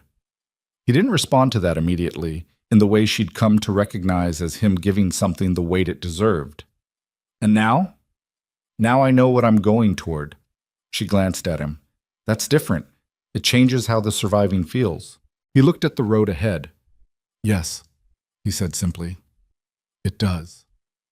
They arrived in Red Hollow at mid-morning. The town looked to Evelyn both completely familiar and slightly foreign in the way that places you have left look when you return to them. The same buildings, the same street layout, the same faces and the same windows, but with the slight overlay of distance that comes from having lived somewhere else and become, in the process, someone who is no longer entirely of this place. She noticed the looks.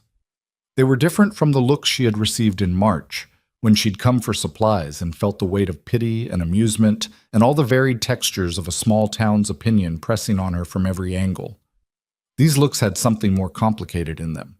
She was not certain, in that first pass through the main street, what it was. The Cross House was on the north end of town, and Margaret met them at the door with the compressed efficiency of a woman who had been managing a worry alone and was relieved to hand some portion of it to someone else. "He's upstairs," she said.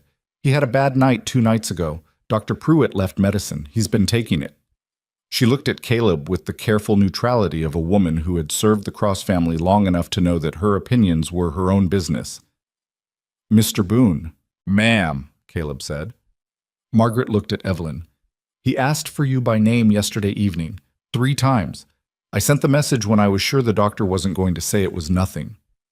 "You did right," Evelyn said. "Thank you." Edmund Cross was in his bed, which was where Evelyn had never seen him in her adult life.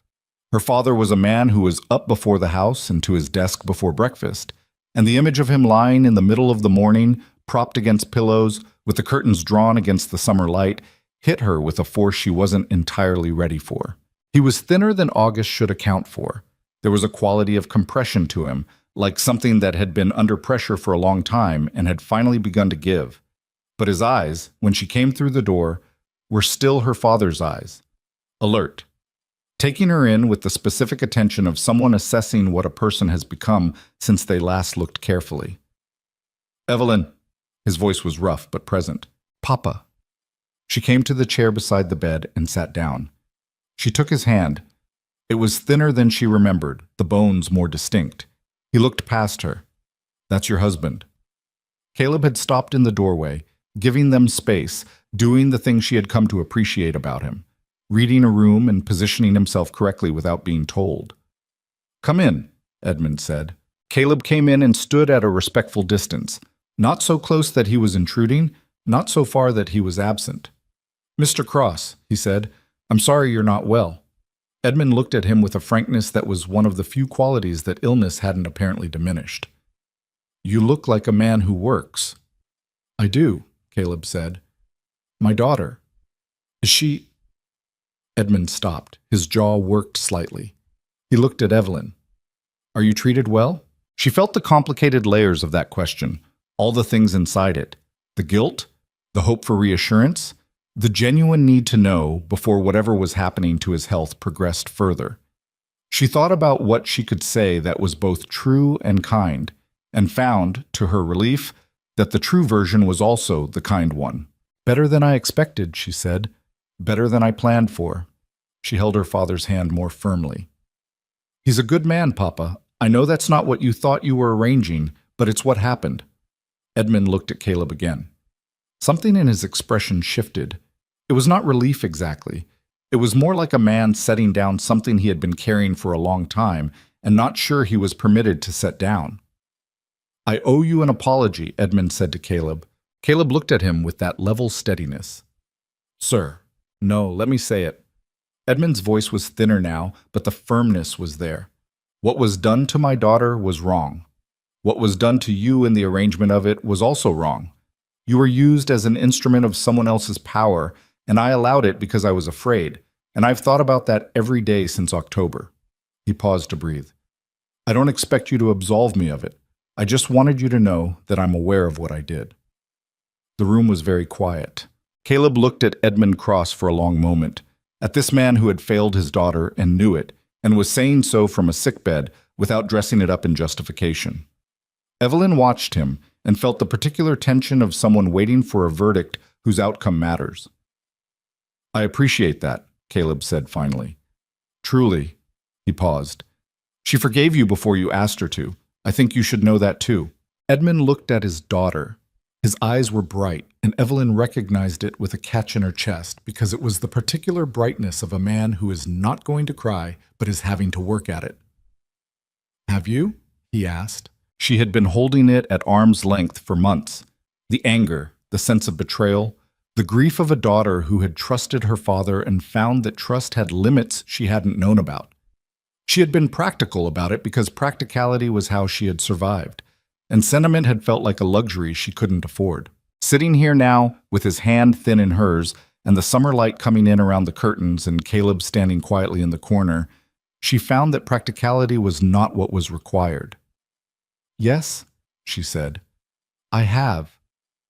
She meant it, not as performance, not as mercy offered from a distance, but as the real thing, complicated and incomplete and genuinely meant. I understand what fear does to people, Papa. I understand it better now than I did in October. Edmund closed his eyes briefly. When he opened them, they were clearer. Tell me about the property, he said, in the tone of a man turning deliberately toward the future because he has done what he needed to do with the past. Tell me what you've built. She talked for an hour. She told him about the cattle and the creek pasture and the fence lines. She told him about the schoolhouse and the families in the valley and what she was planning. She told him about Tommy Hatch, about Daniel's letters, about the way the property looked in early morning light with the mountains behind it. Caleb added things when she left them out, practical details about the land and the herd, figures he had in his head with the accuracy of someone who managed everything himself without ever writing it down until she'd taught him to. Edmund listened with his eyes mostly open, asking occasional questions, and the questions were the questions of a banker, precise, forward-looking, interested in the structural soundness of things. She realized, somewhere in the middle of that hour, that she was not just reassuring him. She was reporting to him as a peer. She was telling him what she had built the way one competent person tells another, and he was receiving it that way. It was, in its small way, one of the things she had always wanted from him and had not, until this hour, fully received. When his energy began to flag, visible in the slight graying of his face, the slower responses, she told him to sleep and stood up. He caught her hand. I'm going to get better, he said. It was not quite a statement of fact. It was something between a plan and a request. I know, she said, though she thought there was getting better and there was getting better, and she was not certain which he was capable of. I have things I want to fix, he said. Before he stopped. I have things I want to fix. She squeezed his hand. Rest first. Then we'll talk about fixing things. She left him sleeping and went downstairs, where Caleb was in the kitchen with Margaret, who had apparently determined from a few minutes of quiet conversation that he was not going to eat her out of house and home and was therefore acceptable company. He had a cup of coffee, and she had been telling him something about the house's plumbing that required attention, gesturing at a pipe under the kitchen window with the concentrated dissatisfaction of someone who had been managing a problem alone for too long. Evelyn leaned in the kitchen doorway and watched them for a moment. This man she had married against her will, sitting in her father's kitchen, listening to her father's housekeeper describe a plumbing problem with the full attention of someone for whom a plumbing problem is actually interesting. She thought about how wrong her assumptions had been 9 months ago. She thought about how wrong the town's assumptions still were, and how slowly that was changing, and how much work remained. She came into the kitchen. "How bad is the pipe?" "Manageable," Caleb said. "I can look at it before we leave." Margaret looked at Evelyn with an expression that she could not fully interpret. Not quite approval, because Margaret's approval was not a thing given in expressions. It was a thing given in the repeated decision to remain in your service. But something in that direction. Something in the neighborhood. "I'll make dinner," Margaret said, and turned to the stove with the conclusiveness of a woman who has made her decision about a situation. They stayed 2 nights. The first evening, after Edmund had slept and woken and eaten a small amount and slept again, Evelyn and Caleb sat on the back porch of the cross house in the August dark and talked about what came next. About her father's health, about who would manage the cross house affairs if Edmund's condition didn't improve, about what the doctor had actually said beneath the professional reassurances. It was a hard conversation. Not because they couldn't have it, but because the reality they were mapping out was not a comfortable one. Edmund Cross was not dying, not imminently, not necessarily, but he was not the man he had been, and the banker's house and the remnants of the banker's position required someone with the capability to manage them. "I could come down more often," Evelyn said. "Once the school is running, the mornings would be the students, but afternoons, it's a 2-hour ride," Caleb said. "You can't do that daily." "I know." She looked at her hands. "But I can't leave him with no one but Margaret. What if Margaret had help? Someone from town, a capable woman who could manage the household accounts and the correspondence." He paused. "And what if you came once a week, stayed 2 nights, managed the larger decisions?" She turned this over. It was not a perfect solution. She could see its limitations clearly. He would resist being managed. "He might surprise you," Caleb said. "He's already surprised me today." She looked at him. "He impressed you." "The apology impressed me," Caleb said carefully. "It takes something to say that to a man you put in a bad situation. He didn't have to. He did it anyway, and he did it clean, no excuses attached." Evelyn thought about her father lying in that bed, looking at Caleb with the assessment of a banker who has realized his calculation was wrong and is not going to pretend otherwise. "He's always been better at honesty than comfort. It's where I get it from." "I noticed," Caleb said. She almost smiled. "Don't say it like that." "Like what?" "Like it explains a lot." "It explains quite a lot," he said, and there was enough warmth under the dry delivery that she let it go and looked at the August sky instead. The second day brought Clayton Mercer. She had not expected him. She had in some part of her mind known he might come. Red Hollow was not large, and Edmund Cross's illness was not a secret, and Mercer was the kind of man who paid condolence calls because they served a function. But she had not specifically prepared for him. He came in the early afternoon, formally dressed despite the heat, with the careful presentation of someone who has thought about the visit in advance. Margaret showed him to the sitting room and came to find Evelyn with the particular expression of a woman relaying information she considers a problem. "Mercer's here," she said quietly. "Downstairs. He asked for your father." "My father is resting," Evelyn said. "I'll see him." She came downstairs alone. She had considered for a moment asking Caleb to come and had decided against it. Not because she needed distance from him, but because she needed this particular conversation to happen on her own terms, and her own terms did not include needing a man present to be taken seriously. Mercer was standing when she entered the sitting room, which was a deliberate social courtesy and told her nothing about what was underneath it. He was 61, she knew. She had always known his age the way you know things about powerful men in your hometown, because that information is ambient. He looked, in the sitting room that she had grown up in, slightly larger than he should have. He had always had that quality. He had spent 40 years in this town as the man whose opinion bent things in his direction, and it sat on him like a physical property. "Mrs. Boone," he said, "I heard about your father. I wanted to pay my respects." "He's resting," she said. "I'll pass on your regards." Mercer looked at her with the assessing quality she remembered. "You look well.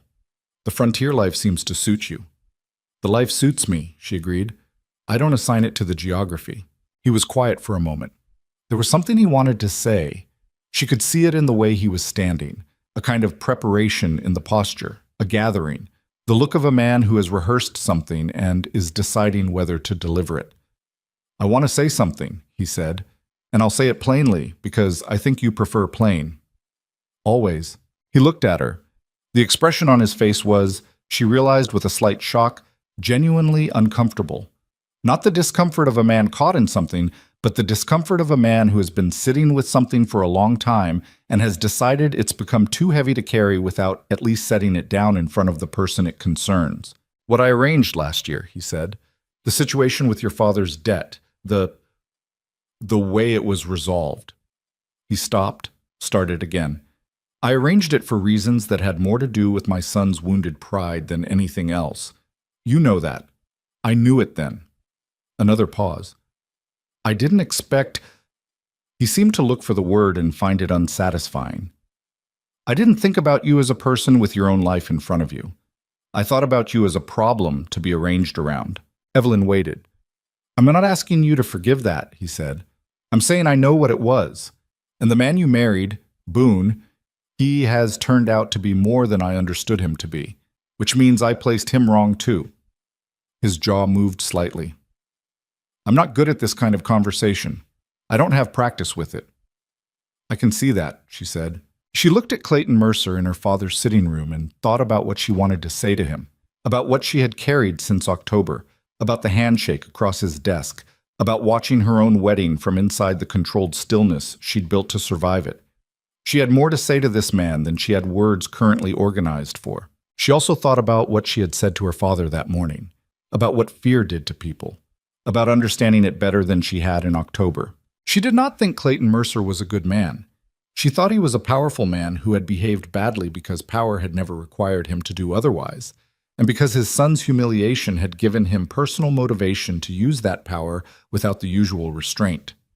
She thought he was, possibly, sitting in this room with something that was the beginning of a reckoning with that. Something that had perhaps started in July when she'd looked at him across the counter of the general store and told him plainly what he had done and what had come of it. She thought he was a man who might, with the right sustained pressure from the consequences of his own choices, become slightly less of what he had been. That was not forgiveness. Forgiveness was not what she had available for Clayton Mercer. Not yet, possibly not for a long time. But it was something. It was the recognition of a human being in the process of incomplete reckoning, and she was capable of acknowledging that without surrendering her own position. "I understand what you've said," she told him. "I won't pretend it resolves anything. What you did had consequences that were real and are still real." She kept her voice level. "But I hear what you're saying, and I'll pass on your regards to my father." He nodded.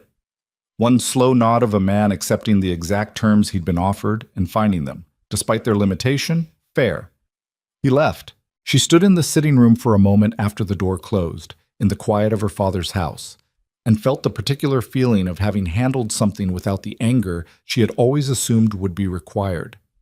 She had been so certain, in October, that the only appropriate response to what had been done to her was rage, sustained, righteous, the kind of fury that had kept her upright through the winter months like a rod of iron down her spine. What she found, standing here now, was that the iron rod was still there. She had not given it up. She had not forgiven too easily or folded when she shouldn't have.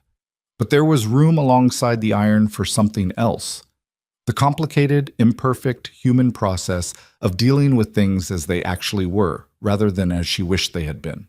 She heard the kitchen door and footsteps, and then Caleb's voice, talking to Margaret about the pipe. It sounded like he'd found an additional problem, something about the fitting, and was explaining to Margaret with the patience of someone who is not frustrated by discovered complications because complications are just more of the same work. She stood there and listened to his voice for a moment. Then she went to find him. He was under the kitchen window, on his back on the kitchen floor with his shirt dirty and his attention on a pipe joint that had, apparently, revealed itself to be in worse condition than initially suspected. He looked up when she came in. "It's the fitting," he said. "The whole joint needs replacing. I can do it, but I'll need to go to the hardware." "The hardware is 2 streets over," she said. "I'll come with you." He looked at her face. Mercer came. He came. And? She leaned against the kitchen door frame. "And nothing dramatic?" He said his piece. "I said mine." She paused. "He's not going to be anything other than what he is. But I think he's going to be slightly less of it, going forward." Caleb considered this. That might be the best available outcome. "I think so too." She looked at the pipe. "How long will the repair take?" "If I have the right fitting, an hour." He sat up. "Your father's house will have working plumbing before we leave." She looked at him. On the floor of her father's kitchen, dirty from the repair, matter-of-fact about the work the way he was matter-of-fact about all work. The man this town had dismissed, and her father's debt had delivered to her like a consequence rather than a gift. "Caleb," she said. He looked at her. "Thank you for coming with me." He held her eyes for a moment. "I told you in January," he said, "that I didn't ask for any of this." "That's still true." He paused. "But I'm glad I'm here, in case that wasn't clear." "It's clear," she said. She reached down and took his hand and pulled him up from the kitchen floor, and they went to the hardware together in the August afternoon, walking through the streets of Red Hollow side by side. And she noticed, not with triumph, but with the quiet satisfaction of something settling into its proper place, that the people they passed looked at them differently than they had in March. Not yet with understanding, not yet with the full recognition of what they had built in the valley and what they intended to build still, but differently, with a reconsideration happening behind their eyes. That was enough, she thought, for now. The town would catch up. She had time. They returned to the property on a Friday afternoon with the summer still burning hard over the valley and Edmund Cross sitting up in his bed eating Margaret's soup and arguing, gently but persistently, about whether he was well enough to review the bank's quarterly accounts. He was not. But the arguing itself was a good sign. Evelyn had left him with 2 things: a household arrangement that included a capable woman from town named Clara Briggs, who had been widowed the previous winter and needed the work, and had the particular organized intelligence of someone who had been managing complicated situations alone for long enough to be good at it, and a promise, not the loose social kind, but the specific contractual kind that Edmund Cross understood and respected, that she would come every 10 days, stay 2 nights, and review whatever required reviewing. He had accepted this with the careful dignity of a man learning, at 61, to receive help from his daughter as though it were help between equals rather than charity flowing downward. That shift, small as it appeared from the outside, was not small to Evelyn. The ride back north had been quieter than the ride down. Not the quiet of things unresolved, but the quiet of 2 people who have been through something together and are processing it in the same direction. The mountains came back into their proper proportion as they drove, filling the northern horizon with the permanence that had become, over the past year, something that felt less like indifference and more like reliability. "Clara Briggs," Caleb said at some point in the second hour. "She seemed capable." "She's more than capable. She managed her husband's estate through 2 years of creditor disputes without a lawyer." Evelyn watched the road. "She reminded me of myself a little. The version of me from before October. Sharper edges? More to prove." She thought about it. "Though I think she's earned the sharpness. Her situation was harder than mine." He glanced at her. "Yours wasn't soft." "I know, but I had you." She said it without making anything of it. A simple statement of fact, the kind she had learned to make without qualification, because qualification was a habit of people who weren't yet sure what they had, and she was entirely sure. "She has nobody. That's a different kind of hard." He nodded, looking back at the road. "I'm going to bring her out to see the school," Evelyn said. "In September, once we're running." She paused. "She has 2 children, a boy and a girl. The girl is 8. He almost smiled. "You're already recruiting." "I'm always already recruiting," she said. "You should know that by now." The school opened on the 2nd Monday of September. Evelyn had spent the 3 weeks between August and opening day in a sustained practical effort that left her tired in a way that was entirely different from the bone-deep exhaustion of the first winter. That exhaustion had been the tiredness of survival, of a body and mind working against difficulty. This was the tiredness of building, the specific depletion of someone expending energy towards something rather than simply against something. It felt, she thought, considerably better. She had 7 students on that first Monday, 4 from Valley families that Caleb had personally ridden out to speak with, 2 separate households in the long, flat country to the east, another 3 miles to the northwest, near the base of the foothills where a family named Pruitt had 3 children between the ages of 7 and 12. Tommy Hatch came, though at 19 he was substantially older than the others, and sat in the back of the room with the self-consciousness of a young man who was aware of the situation's awkwardness and had decided to be there anyway.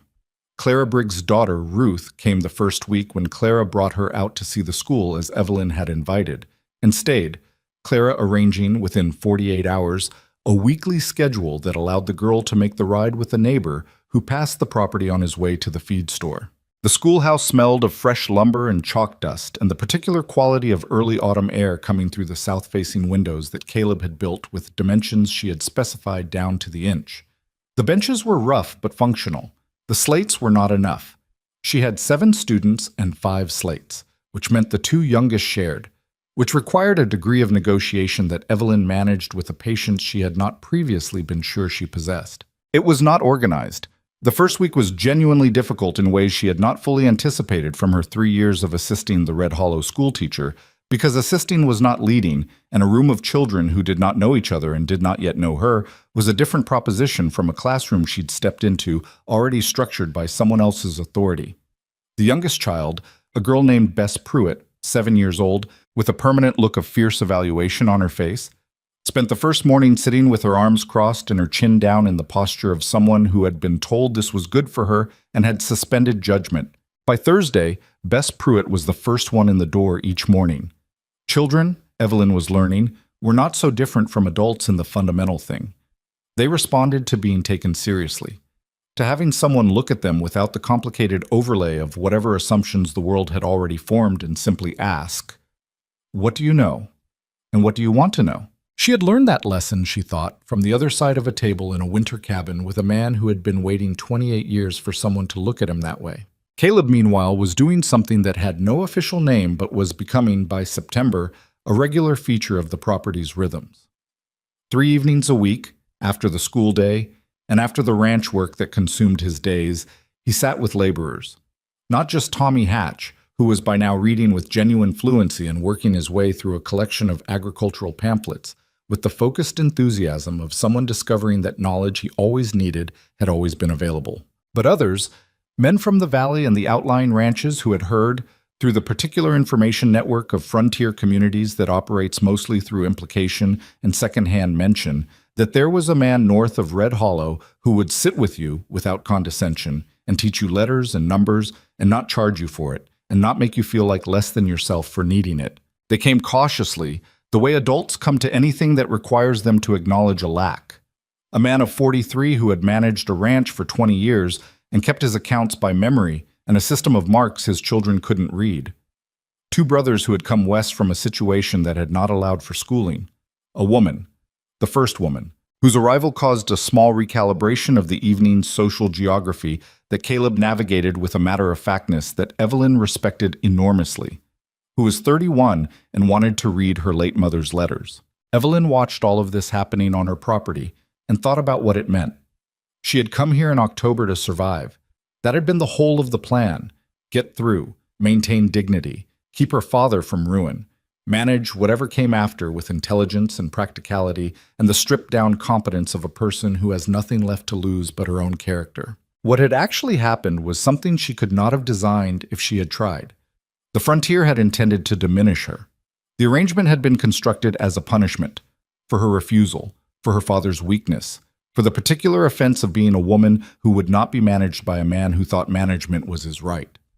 What it had produced instead was the most serious and structurally sound version of herself she had yet occupied. What it had given her, Unintentionally and entirely against the intentions of the people who had arranged it was Caleb. And Caleb, turned out, was not a consolation prize. He was the thing itself. In October, the school's second month, a delegation arrived. There was no other word for it. 4 people from Red Hollow on a Wednesday afternoon. Martha Kelly, who had been her mother's acquaintance, a man named Hector Vance, who ran the dry goods store and served on the town council, a younger woman named June Pryor, who taught in the Red Hollow School, and to Evelyn's considerable surprise, Daniel Boone. Caleb's brother had written in September that he intended to visit. The letter, Caleb had shown it to her, naturally, because that was how they operated, said he would be in the territory for 3 weeks on legal business and would ride out if the invitation was open. Caleb had written back in 2 days, which for him was nearly instantaneous. Daniel Boone was 34, 2 years older than Caleb, with the same dark hair but a leaner build and the specific quality of a man who had spent years working with language and argument, a sharpness around the eyes, a quickness of speech that Caleb didn't have. He arrived on horseback, looked at the property, looked at his brother and said, "You built this." "We built it," Caleb said. Daniel looked at Evelyn. "Mrs. Boone." "Mr. Boone." She took his hand. "I've heard about you, and I have heard about you," he said, with a warmth that was not performed. "More specifically, I have been reading about you for months in letters from a man who before last year had not written to me in 3 years. She glanced at Caleb. He looked at the mountains. "Come inside," she said. "I'll make coffee." The Red Hollow delegation had come. It emerged over the course of that long Wednesday afternoon with something between a proposal and a request. June Pryor, the town schoolteacher, had heard, again through that invisible frontier information network, about the Valley School. She had ridden out the previous month on her own, unofficially, and had spent an afternoon watching Evelyn teach and had gone back to Red Hollow with opinions. Those opinions had apparently been shared with Martha Kelly, who had shared them with Hector Vance, who was on the town council and therefore had the theoretical authority to make a certain kind of conversation official. "The town council," Vance said, sitting at Evelyn's table with his hat in his hands and the careful manner of a man making a proposal he's not certain will be accepted, has been discussing whether there might be a formal arrangement between your school here and the Red Hollow School. Students who are too far out to attend in town, who might otherwise fall through. A kind of extended program. Evelyn looked at him. "What kind of arrangement exactly?" "Resources partly. We have primer supplies that aren't being used fully. The enrollment in town has been down. June thought," he nodded toward the school teacher, "she thought some of those materials might be better used out here." "And in return?" Evelyn asked, because there was always a return and she had learned not to wait for it to be mentioned as an afterthought. Vance and June Pryor exchanged a brief look. "Recognition, mainly," June said, taking over with the directness of someone more comfortable with honesty than diplomatic positioning. "If the council acknowledges the Valley School formally, it means the families out here have a legitimate educational structure. It helps them. It helps their children." She paused. "It also means that what you're doing can continue without requiring explanation every time someone in town has a question about it." Evelyn understood this. The explanation June Pryor was delicately not naming was the one that would otherwise be required whenever a woman running an unofficial frontier school came to the attention of people with official opinions about the proper order of things. She looked at Caleb. He was watching her with the expression she knew as his version of support, present, attentive, entirely non-directive. He had learned over the year not to make decisions for her in the way that men make decisions for women by simply occupying the space where the decision should be made.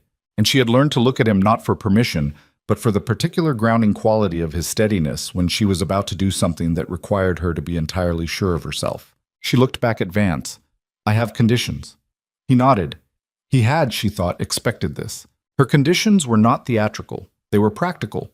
The materials to be delivered, not collected. She would not be sending students to Red Hollow to prove they deserve supplies.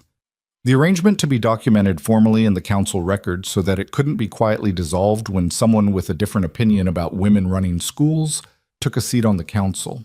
And the Valley School to retain its own curriculum decisions, She was not going to teach to Red Hollow's preferences if Red Hollow's preferences conflicted with what her students actually needed. Vance worked through her conditions with the focused attention of a man taking something seriously.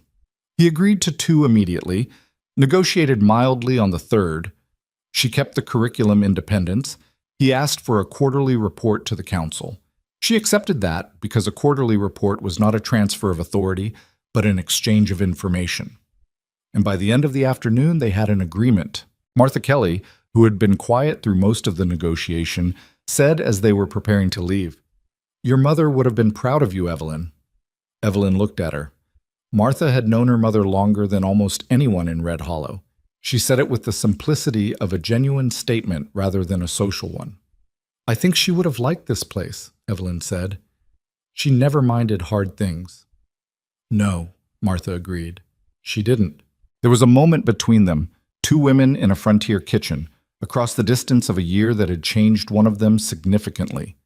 And then it passed, and Martha put on her hat and went out to her horse, and the delegation rode south toward Red Hollow, and the property returned to its own rhythms in the October afternoon.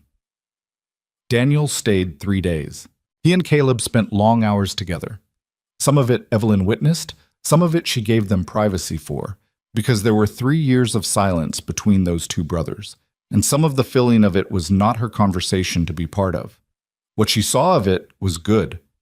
Daniel was sharp and quick and fond of his brother, in the slightly complicated way of an older sibling who has also been absent, fond but aware of the absence, working around a guilt he didn't put into words because Caleb wouldn't have wanted him to. She heard them one evening on the front step, late, after she had gone inside.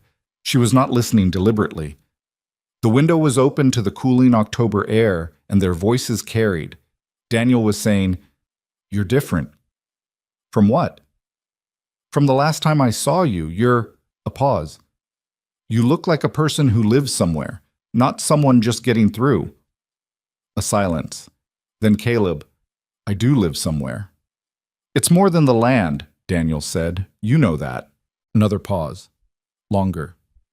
"I know that," Caleb said.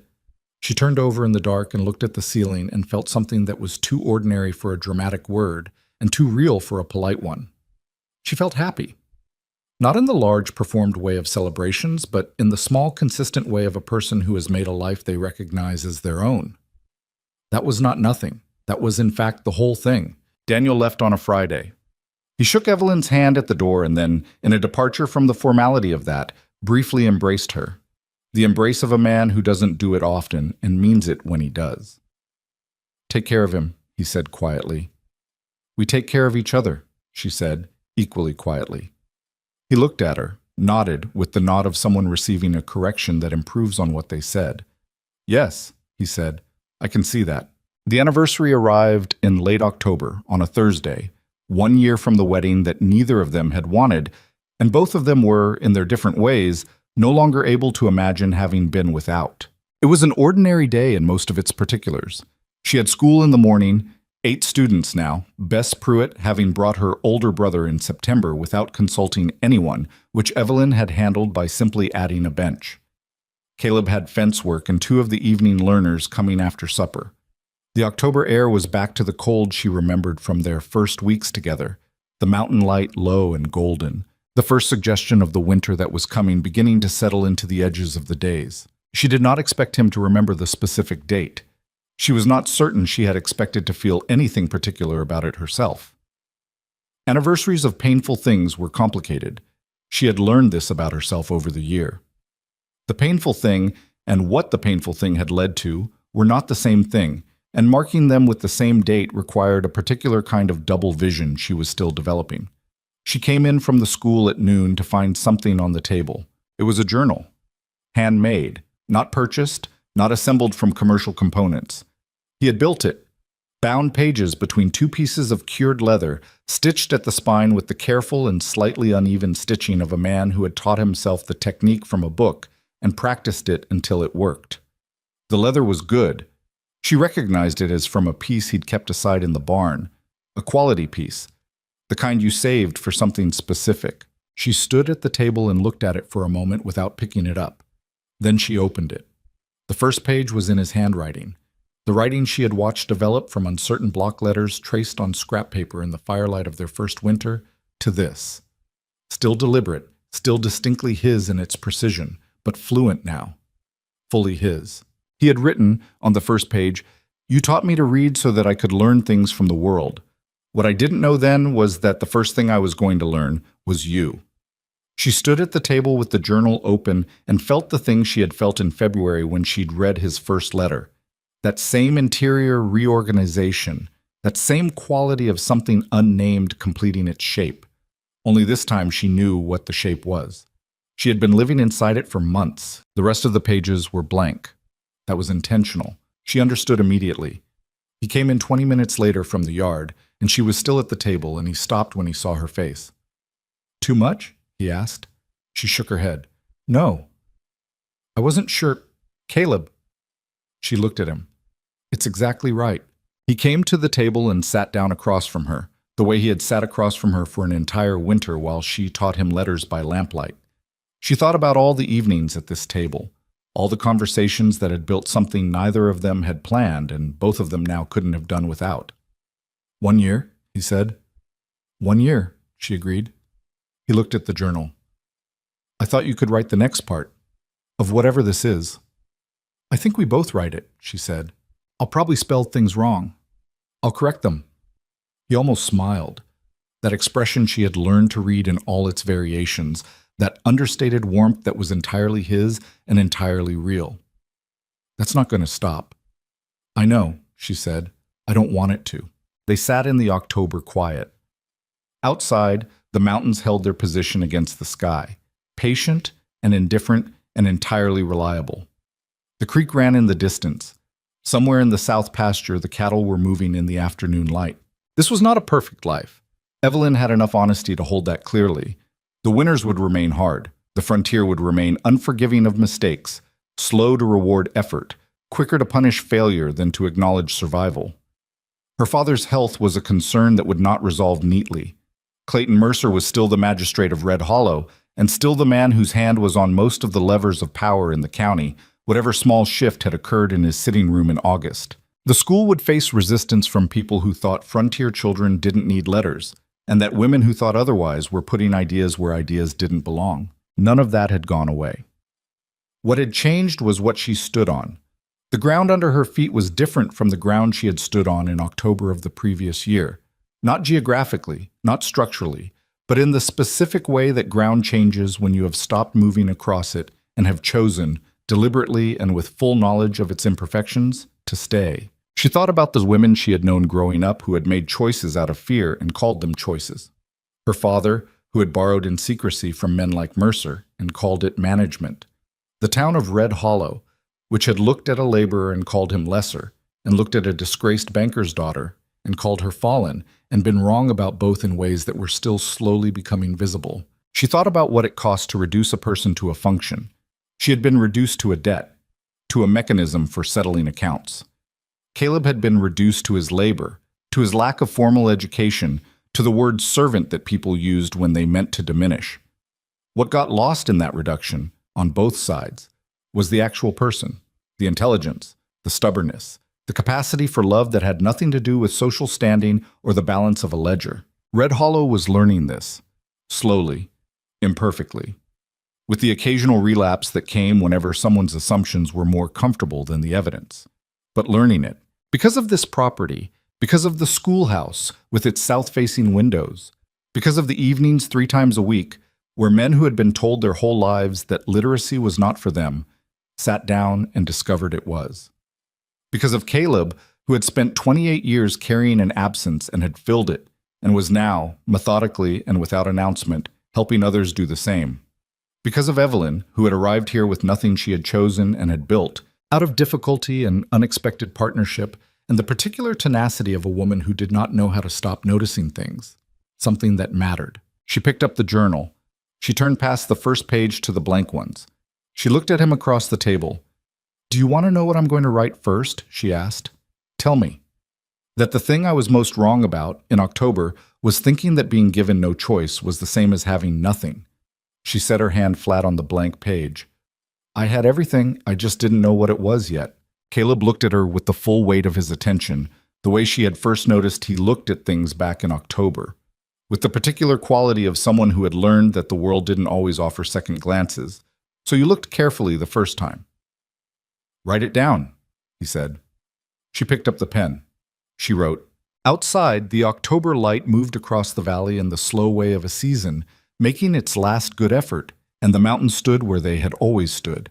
And somewhere in Red Hollow, a town was in the early stages of understanding that it had been wrong about two people who had never required its understanding in order to build something true. They had built it anyway. That was the whole of the story, and it was enough.